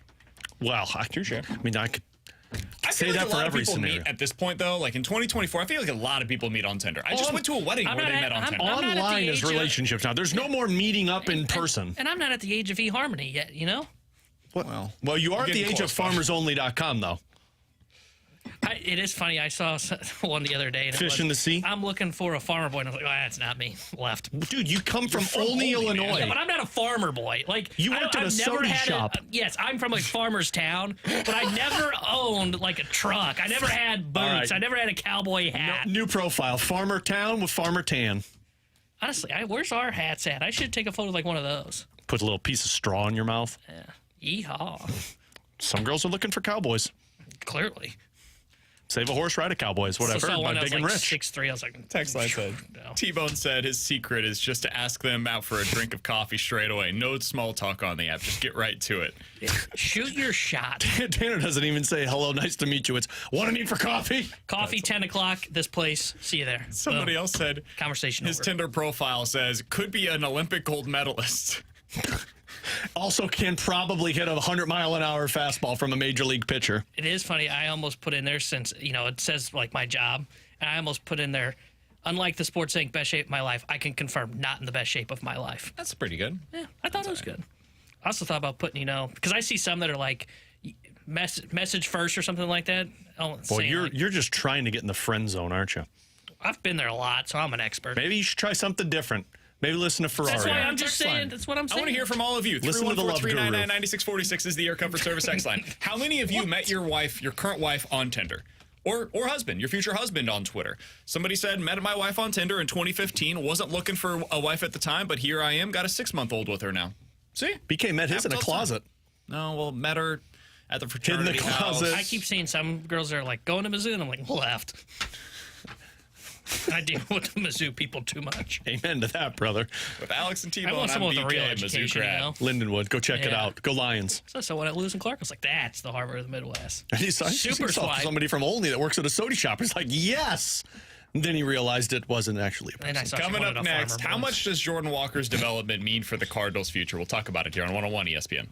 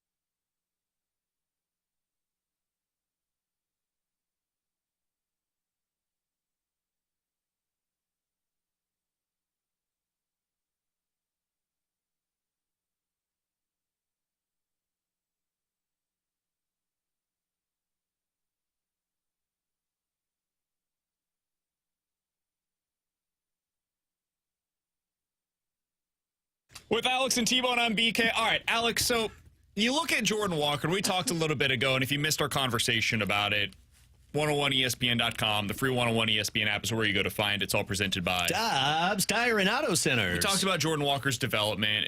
Greg Amsinger was on the morning show earlier today and said the Cardinals have ruined him. They've ruined Jordan Walker. He talks to people around the MLB network, former players, and a lot of them say, hey, why are they messing with him? Why are they trying to get the ball in the air? And the truth is they want him to hit line drives, and that's generally speaking a good thing. Whatever you think about the way that the Cardinals have approached Jordan Walker and his development, if you think it's his fault, if you think it's the Cardinals' fault, if you think it's somewhere in between, if you think it just never was going to work for him, whatever. How important is Jordan Walker's development for the future of the Cardinals? Because I came into this season thinking he was one of like the 5 to 7 most important players on this team, not just for the future, but for right now, for them to be good. And he has had almost zero effect this season on their team, and they're a top 5 team in the National League. I didn't think that was in the range of outcomes. If you told me going into the year that Goldie would be bad, Arenado would be average, and Jordan Walker wouldn't be on the team on July 11th, I would say the Cardinals are in for a disastrous season, and they're going to be selling everything by the deadline. It's not where they're at. So how much does Jordan Walker's development mean now for the future of the St. Louis Cardinals? I want T-Bone to answer this first because I don't want to steal his idea because I'm thinking along his same lines. Yeah, I still think he matters a lot for the future of the St. Louis Cardinals and his importance in it because we all agree he's like the only guy in the system right now that can be a potential superstar. Maybe Nootbaar can get there if he can be healthy, put together a season. Otherwise, like, that's it. And Gorman, I don't know if he'll ever be a superstar because he goes through such big ebbs and flows. And if he doesn't become that, I think you're back to where you were before you had the prime Goldie and Arenado. Because what happened then was they were chasing offense. They had to go dive into their pipeline and trade away from it to go get a Paul Goldschmidt, a Marcell Ozuna, a Nolan Arenado when Ozuna didn't work. You need 2 impact bats in your system, or you need 2 impact backs in your lineup, and Walker's can eventually, hopefully, become one of them. Now, I don't know where that second one comes from. Maybe it's Contreras, and you sign him to another contract, and he plays out his career here in St. Louis and remains that bad. But I think it is pivotal that he still develops into that guy, because otherwise I think you're back to the point of where they're on that teeter-totter again, where it looks like they finally have got a little bit of a pitching pipeline starting to develop.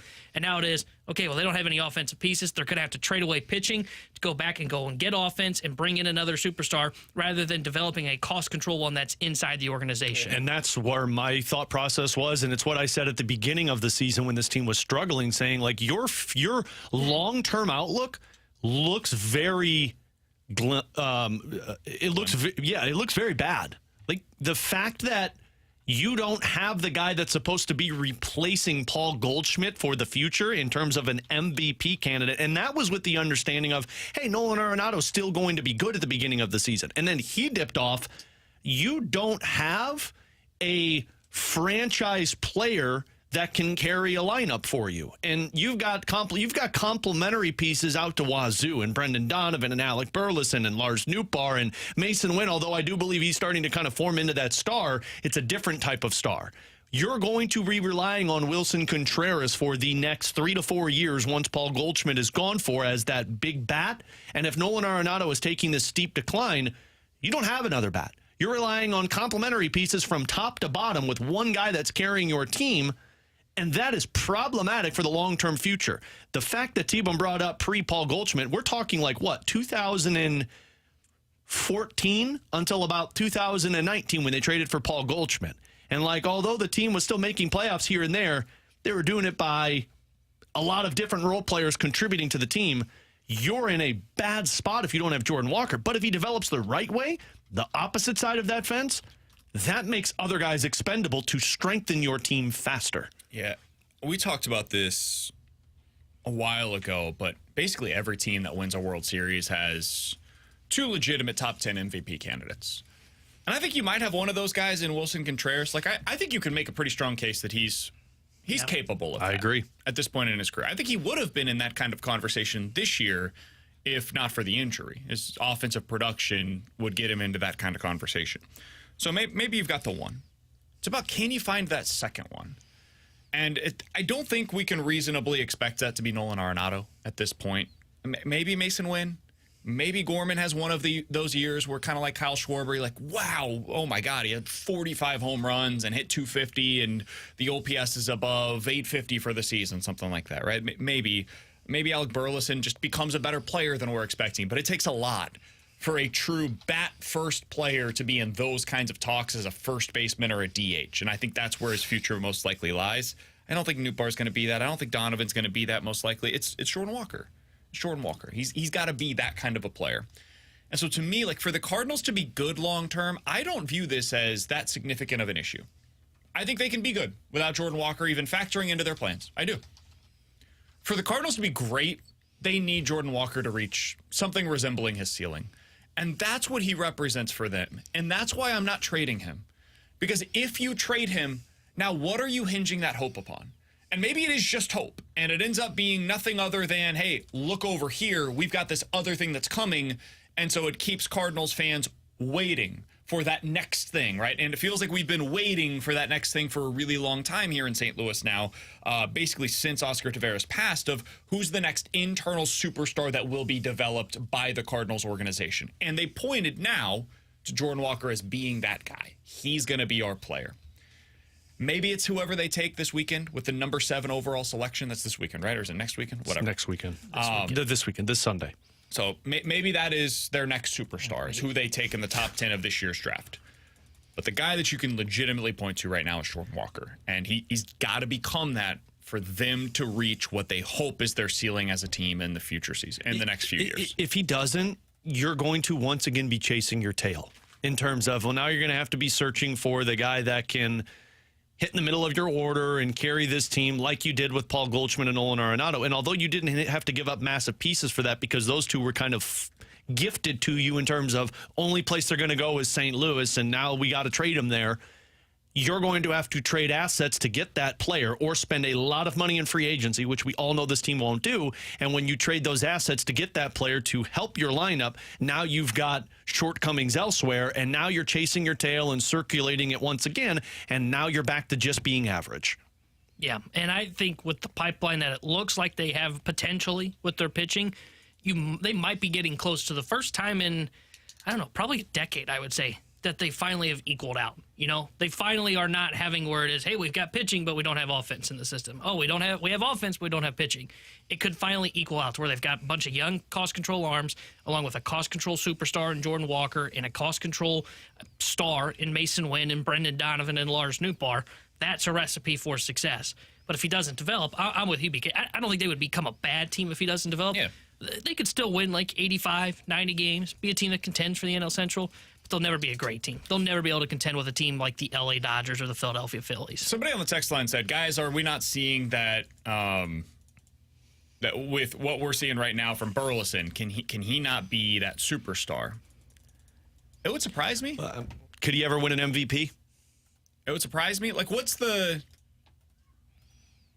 I like doing the comparison thing because you like think about, okay, what does that look like? If Burleson does become an MVP as a first base, DH, maybe corner outfield type, pure slugger really, like doesn't add value on the bases, doesn't add value defensively, like he's just going to be a high average, hits for a decent amount of power.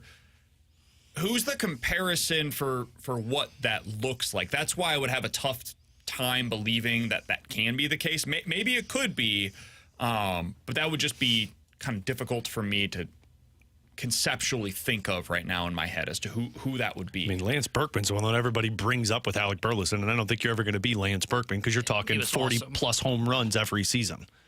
Yeah, you're not getting to that. I just don't know who the guy is that profiles the way that he would be playing in that. And like, I don't want... And he doesn't have like Pete Alonso power. Is it Matt Holliday? Well, even Holliday was like a 30-homer guy, and like I don't know if Burley's going to be that. I mean, maybe he becomes. If he's 25, and maybe you're close to it. Yeah, I mean, maybe he becomes that. But like, Holliday was never the guy. I think we agree, right? We view him more as like a Matt Adams type. And Holliday had one season in his entire career, and I love Matt Holliday. I think he's criminally underrated as a player. But he had one season in his entire career in which he was a top 10 MVP candidate in the National League. And that was in 2007. And I believe, if I'm not mistaken, wasn't that the year? Yeah, that was the year that the Rockies went to the World Series. So yeah, It's not a coincidence that that was the season in which I they think were that able team to do also that. had Todd Helton on it. So, like, you're talking about a team that has multiple guys, and Burleson might be it, but you're still looking for that other one. Somebody said Yordan Alvarez. Yeah, but that's the problem. Like, it's got to be that level of great offensively to be able to be this kind of superstar that we're talking about. And, guys, I like Alec Burleson. I was talking in the offseason about how I think he could be the one that if you traded him, it could come back to bite you more than people thought. And our text line was like, oh, it's Alec Burleson. That guy stinks. And I was like, I don't know, man. He showed a lot in terms of the batted ball profile. I would be skeptical of getting rid of that going into next season. And so, like, I like him. He's not Yordan Alvarez. But, like, it's also one season. So before we start talking like, well, Alec Burleson can be it. No, the texter was just asking, but sure, one season is a lot different than talking 3 or 4 seasons that says, like, it's here. We saw one season of Jordan Walker that looked great, and people thought that was progressing in the right direction. So Somebody brought up an interesting name that I think is probably, like, if he becomes what we're talking about, Alex, this is probably it. It said Freddie Freeman. I don't know that he's going. I think that would be. I mean, Freddie Freeman's probably a future Hall of Famer. Yeah, Freeman's a like 400 on base guy, That's and he can do it because of his average, but he also draws his walks as well. And he's always been a good on base guy. Like for his entire career, he's been a really good on base guy. But he's not somebody that's going to top out with like 40 home runs in any individual season. He's hitting for a bunch of doubles and like 25 home runs, kind of what he's typically been in his career. And he's going to hit around 300 every single season.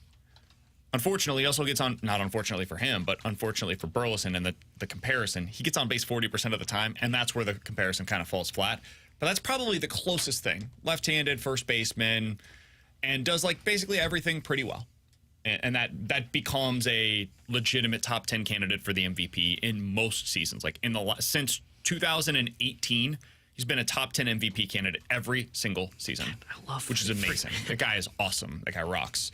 But that's how good you have to be in order to be this kind of a profile and be the player that the Cardinals need him to be. Meanwhile, with Walker, the dude could smash 30 home runs, steal 15 bags, play really solid defense in the outfield, and like hit 290.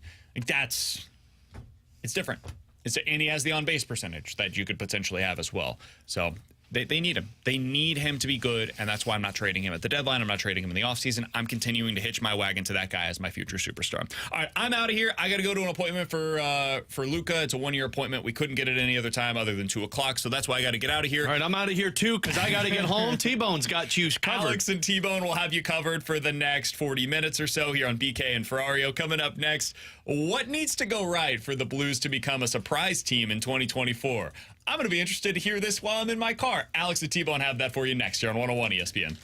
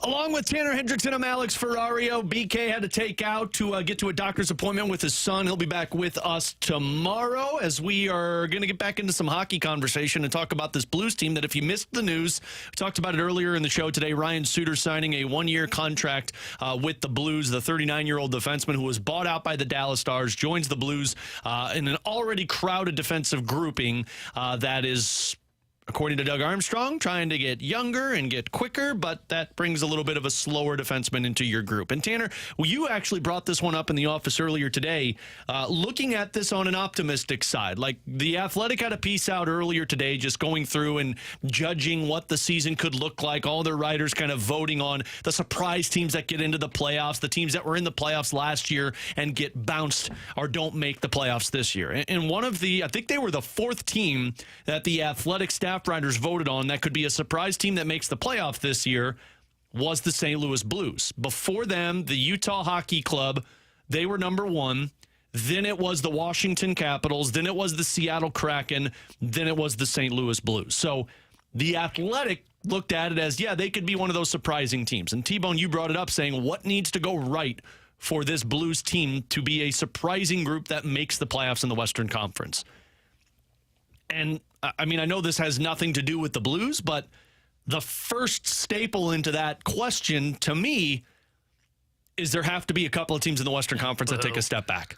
So pessimistic on the Blues. I mean, like, so I'm looking at... Be more like me. You know what? You're right. I should be more like you and BK when it comes to the Blues and be optimistic. I think we're going to be worse before we get better. But yeah. Yeah, probably. But let's be optimistic. But, like, if you look at it, you're not fighting for a top three spot in the Central Division, in my opinion. That's going to be Dallas, Winnipeg, Colorado, and Nashville. I think everybody would agree with those four teams being one of the top three in the Central Division. You can't get a top three spot in the Pacific, and there's at least two of those spots I think are guaranteed in terms of Vancouver and Edmonton, and then that third one, it's jockeying for the LA Kings or the Vegas Golden Knights. So I just listed four teams that are fighting for three spots in the Central Division, and guess what? One of those fourth teams are going to be one of the wild card spots. Now you're fighting with L.A., Vegas, Minnesota, maybe Calgary, maybe Seattle. I don't really buy into those teams. And then you've got the Utah Hockey Club. I just listed 6 teams fighting for one playoff spot in the Western Conference. So, yeah, for you to be a playoff team, you're going to have somebody take some type of step backwards. But the other factor into this is you're going to have to get the exact same goaltending you got last year. We all agree that your offense has improved. Your bottom six has become a lot more sturdy and trustworthy. You bring in Ryan Suter. As of right now, I don't know anything about the personal side of him in the locker room, what everybody's talking about, but playing-wise, he's a much better defenseman than two of the guys that you played in your top 6 last season. So defensively, you maybe get a slight tick in the north direction of being better. It all comes down to your goaltending. Your goaltending is going to have to be as good, if not better, as last year to put yourself in a position to say, hey, we're a surprise playoff team in the Western Conference. Yeah, I think for them to become a surprise playoff team, I think some of the things that you had happen last year have to happen again. Goaltending, to your point. The defense, where you mentioned they finished, 15th in goals allowed, 16th? Like, if they're 15th. Middle of the pack defensively, okay, that's fine. They actually that's probably the best they can probably be, in my opinion. I think where it comes down to is you have to have two things kind of unfold for me. One, a bounce-back season from Braden Shen, where he's back to being like that 55, 65-point guy, especially if he's going to be centering that second line. And I think you almost have to have surprise depth of scoring. Mm-hmm. You know, when you think back to how the St. Louis Blues were a team that was making the playoffs, it was never with the superstar. And it sounds like Artie wants to get back to that, where it is there is no superstar. Right. We're going to kill you with a pack mentality, where they were running like 9 20-goal scorers out there. I almost think for the St. Louis Blues to become a surprise team, they have to really hit on Texier, and they really have to hit on, like, Joseph, for example. Can those guys surprise you and give you, like, 15 to 20 goals? You know, both of them career high in terms of goals, 13 for Joseph. That was in his first season. And then for Texier, 12. Can those guys surprise you and have career years in terms of goal scoring? I think that's probably how you get to this spot. And Neighbors has to repeat what he did a year ago.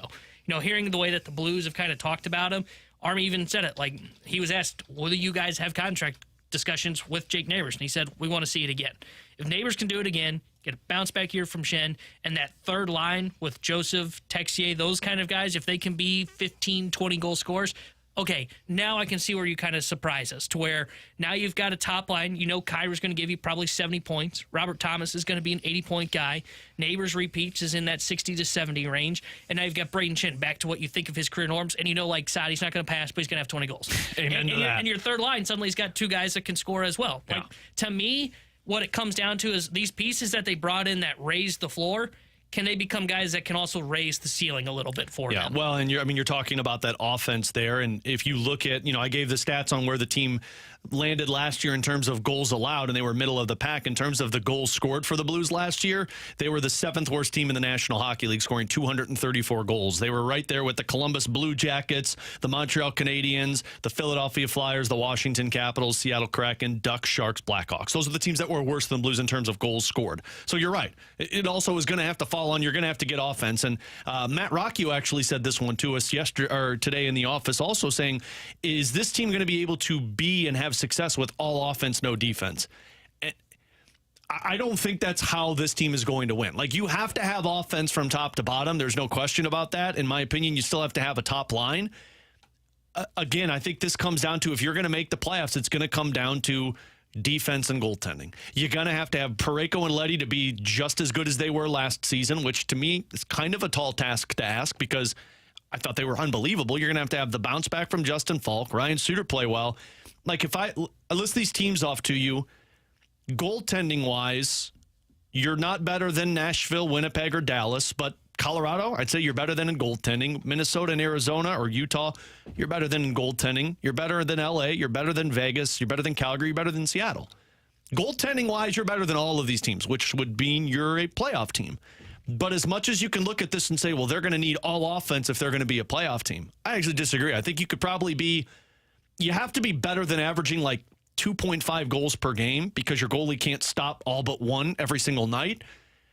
But I think that needs to make a slight tick of improvement, and you just need your goaltending and defense to remain the same, if not get better. In that sense, now at least you can be in the conversation of what you were last year in terms of 92 points, which might be good enough to get you a wild card spot.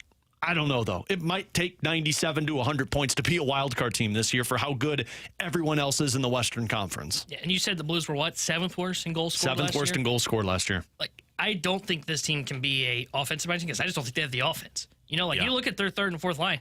The reason I said for them to be a surprise team, they need like Texier and Jost to have like career years. Mm-hmm. I'm not really expecting probably need that 15 from goals from both of those guys. Yeah, and like I'm not expecting that from those guys. I want to make that very clear. I expect they're probably going to be like in that 10-goal range. But for me, for the Blues to be that surprise team, they don't have the capability of being an offensive-minded first team because they don't even have a second line right now, if we're being honest with ourselves. So they've got to find a way to remain middle of the pack in defense and middle of the pack in offense. That's how the St. Louis Blues can become potentially a playoff team. It's not, the defense cannot take a step back, and the offense has to significantly improve for them to climb into the Western Conference. Because again, I do like the moves they've done this season. I do think they have gotten better. But in terms of how better translates into points, it's going to be a lot harder for them to not show that they are 10 points worse than they were a year ago. It's interesting, though, because, like, you're right. You're absolutely right. Like, you need to get the best out of those guys. But if you just take Kevin Hayes and Jakub Vrana out of the roster and place Matthew Joseph and Alexander Texier onto the roster, Vrana and Hayes combined for 19 goals last season. Matthew Joseph had 11 with Ottawa, and the Blue Jackets, and Texier had 12 with the Blue Jackets. So those two guys, just off of last season, are already better than what you had in Hayes and Vrana. Kapanen's essentially back. He had 6 goals. So if Kapanen's not playing, now you're talking Radek Faksa or Zach Bolduc providing those goals. I actually think it might come down to your top 6. You're going to have the top 6 be better than what they were last year. Booch is going to have to be this is why I'm saying I can't have Booch be your centerman. Booch is going to have to be a 35-goal scorer. You're going to have to get Kyrou to 40 goals. Thomas is going to have to be a 100-point player. Shen is going to have to get back to those 65-plus points next season. That's why offensively, I think you're seeing it right now. You're seeing your offense is probably going to be right around what you were last year. I don't know how much more improvement you can get unless Booch, Kyrou, and Thomas just go off. That's why it falls back to the defense and goaltending if you're going to get into the playoffs. You're going to have to be better than half or middle of the pack in the league in terms of goals allowed. and your goaltender's probably going to have to be in the Vezina conversation, which might sound crazy to people, but Jordan Binnington should have been in the Vezina conversation this year. So that's really what it's going to take. And even then, it's an uphill battle if you look at this Western Conference and the National Hockey League in terms of playoff teams. He's Tanner Hendrickson. I'm Alex Ferrario. Coming up next, speaking of divisions, how are we feeling about the Cardinals in their division and the teams around them? We'll discuss that and signs of life from Nolan Arenado. Are you buying it? We'll get to that next here on 101 ESPN.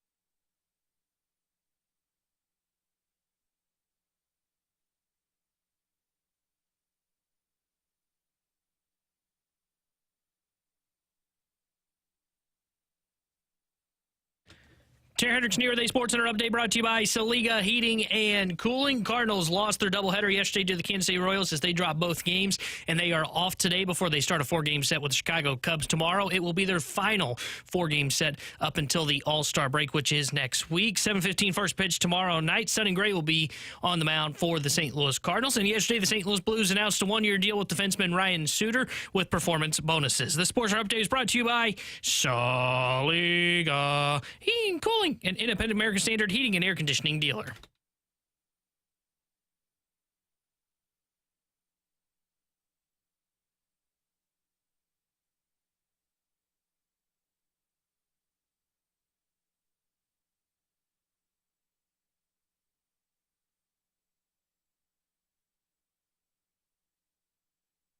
I said on MLB Network that there are two teams that really need to be worried after the All-Star break, and that's the Seattle Mariners. I think the Astros are coming. They're going to take the division. And the Milwaukee Brewers, that the Cardinals are coming. They're going to take the division. And I stand by both of those statements. So Greg Amsinger, who joined the morning show, the opening drive, it does so weekly. You can check that out up on our podcast page, 101ESPN.com, which is presented by Dobbs Tire and Auto Centers. Greg lets it fly a lot. And we like it. Every time he comes on, typically our show says more content, which is great. And most of the time, some might seem outlandish, like Nolan Arenado looking good in BP and was about to go off and didn't happen. Some of it, though, might be a little bit more realistic. And that, of course, is Amsinger talking about the Cardinals chasing down the Milwaukee Brewers. So as it stands with, 4 games to go before the All-Star break, the Cardinals are 5.5 games behind the Milwaukee Brewers for first place in the NL Central. Now, Milwaukee's gone 5-5 in their last 10. They just won yesterday, and I believe they're playing right now against Paul Skeens and the Pittsburgh Pirates. Milwaukee hasn't been the Philadelphia Phillies, the LA Dodgers this season that looks like they're impossible to take down. But I do not fall in the camp of believing that they could catch the Milwaukee Brewers and win the division. I think it's going to be a lot tighter than people give them credit for. But I also think Milwaukee flies under the radar in terms of people believing they're not that good, but yet they find ways to sustain their ability to win. I mean, Christian Yelich is playing like an MVP right now. You've got a lot of contributors on the offensive side, and their pitching has got some type of devil magic that finds ways to go out there every single day and keep their team in games. So I don't know how they're doing it, but they're doing it. To me, it comes down to those two teams in the NL Central. I think Pittsburgh is, even though they're still within striking distance of a wild card, not in this conversation. Chicago Cubs, Cincinnati Reds, those teams are probably going to be sellers. I just can't buy into the notion yet that the Cardinals are going to be better than the Milwaukee Brewers by the end of the season because I haven't seen it for the last 3 years. I know their roster doesn't look great. I know that they're finding ways to win without guys that look like Cy Young contenders on the pitching side. But the Cardinals' run differential is still something that I will point to, being minus 38 compared to plus 78. And I also look at the wear and tear that's gone on the Cardinals since Mother's Day to where the Milwaukee Brewers have had the ability of a little bit more luxury throughout the first half of the season. Yeah, I think the Cardinals can make it close in the NL Central. And I truly believe that the Cardinals or the Brewers, one of those two teams might miss the playoffs. Because I do believe in the Arizona Diamondbacks, and I think they can potentially get back into the wild card picture. And if that's the case, somebody's falling out. And I think it's going to come down to one of the NL Central teams. I still don't fully understand how Milwaukee's doing it because they're like whole pitching staff's been on the IL. They need to make upgrades. Like they've got Dallas Keuchel in their rotation right now. Think about that. Didn't even know he was in baseball till about 2 weeks ago, and then they acquired him for truly $1. So I don't understand how their rotation is sustaining it, but I do know that their offense feels sustainable. You know, looking at where their offense ranks in Major League Baseball in terms of OPS, they are 9th in all of Major League Baseball. And the Cardinals' offense has been better of late. They've now creeped into the top 20 in OPS. They are at 691, which is 18th in baseball. I think it's going to come down to who makes the biggest move at the trade deadline. And, you know, and for the Cardinals, I'm not even sure necessarily they need to add an arm to their rotation to help them in October. I think what's going to come down to can they catch Milwaukee is does the offense come along with this rotation? You know, the pitching for the Cardinals has been great all year long. There's been some blow-ups. We've seen the bad side of Lance Lynn. We've seen the bad side of Michaelis. We've seen the bad side of Sonny Gray. Yesterday you saw the bad side of what the bullpen can look like when it has an off day. Yeah. But for the Cardinals to catch the Brewers, we know that this rotation in the bullpen, we believe it's going to continue to perform, if not at this level, close to this level, you hope for the rest of the season. And you hopefully bring in a reinforcement by bringing in someone that's a 2, like a Fetty or a Kikuchi or whoever you want that to be. Cal Quantrill, if that's what floats your boat. No, God, no. But it comes down to the offense. Yeah. Can the offense kind of stay in lockstep with the pitching staff and even get into probably the top 15, top 12 in terms of OPS? If they can do that as an offense, they're going to be right in line with this pitching staff. They're going to be able to go on a run, and they can potentially catch the Milwaukee Brewers, in my opinion. They're going to have to go on a run. And, I mean, it's not like a run. Yes, the run that they've gone on since Mother Day has been very impressive, being the best team in the National League. But even doing so, you've gone from, I think the furthest they were out of first place was about like 12 or 13 games, if I'm not mistaken. You went on being the best team in the National League from Mother's Day up until now, probably will be by the end of this break going into the All-Star break. And you're still almost 6 games behind the Milwaukee Brewers. To me, you're right. The trade deadline is going to be impactful. If you don't make a massive move and the Milwaukee Brewers go out there and add like Eric Fetty to their rotation, their offense is already better than yours. And pitching-wise, they just improved with the group that's already been surprisingly great from start to finish. I also think it comes down to the matchups that these two teams have against each other. Like, yes, you could go on a run and Milwaukee could suck, and you could lose those 2 series against them and still win the NL Central. But they've got a 3-game set against Milwaukee in August after the trade deadline, and then you've got a 3-game set in Milwaukee in September. The Cardinals won once against them in 7 games this season so far. If you come out and only win twice in those 6 games, well, now you're putting yourself even further behind the 8 ball. So as much as the moves dictate it, and let's say you go on a run the rest of the way, which, by the way, their schedule is not a cakewalk once they exit out of the All-Star break. They have a lot more difficult matchups depending on what these teams do. But for me, if you want to win the NL Central, it's going to come down to you have to beat the Milwaukee Brewers. And again, I haven't seen this team be able to accomplish that for the last couple of years. Yeah, and I think when you talk about Milwaukee, when you think about their trade deadline, it almost feels like they're more trying to just solidify their floor. Just find a 4 or 5. They're dealing with so many injuries. They're like, they would probably love an Eric Fetty. They're probably going to target an Eric Fetty, but that's one of those that it raises their ceiling a little bit, but it's more about preventing the bottom from falling out for them. For the Cardinals, their additions are going to be, okay, our hope is that the offense is going to really turn the corner after the All-Star break and continue to play well like it has. Maybe you get Arenado or maybe you get Goldie going, and then the ceiling starts to raise for the Cardinals, and their pitching that they hopefully bring in helps raise their ceiling for October. I think they are going to make it close. I do think that they can potentially catch the Milwaukee Brewers, but to me it comes down to your offense, and it comes down to how is Milwaukee going to fix their pitching staff, because they have to upgrade their rotation, and so do the Cardinals. I'm not trying to say they don't have to, but their offense has to play at I still believe top 15, top 12 across baseball for them to be able to catch Milwaukee in the NL Central. So you mentioned Nolan Arenado, and over this last week, he's been much better. And I guess the question is, are you ready to buy into Nolan Arenado getting signs of life? So his last 6 games, he's got a .385 batting average. He only has 1 home run with 4 RBIs.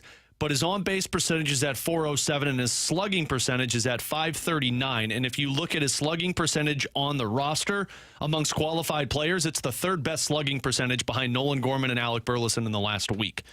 And that's something that, although he's had hot spurts, I don't know if we've been able to say, at least sustained for a week, that it's been that way for Nolan Arenado.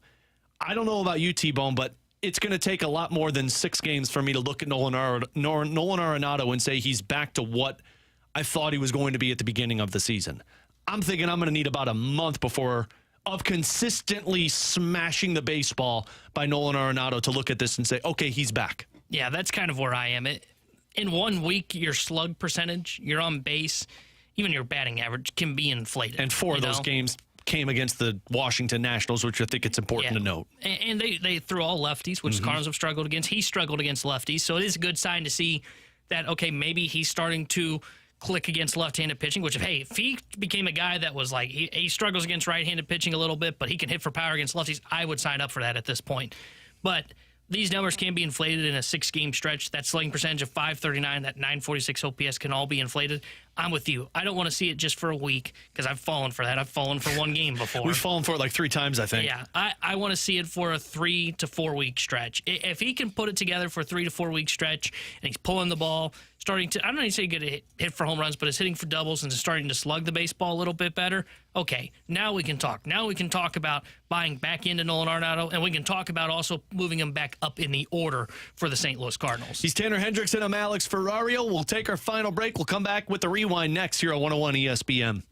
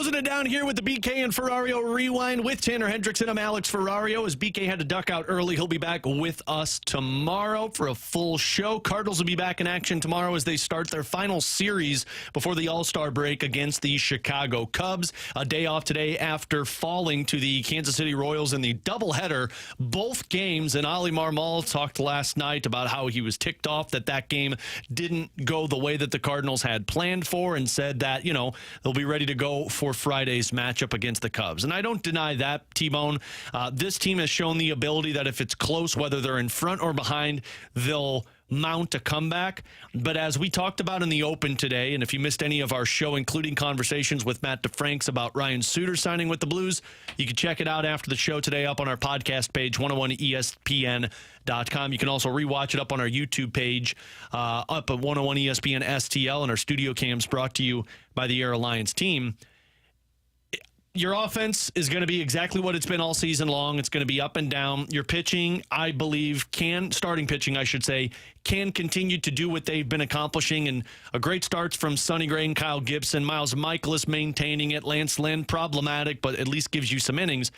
This all comes back to the bullpen.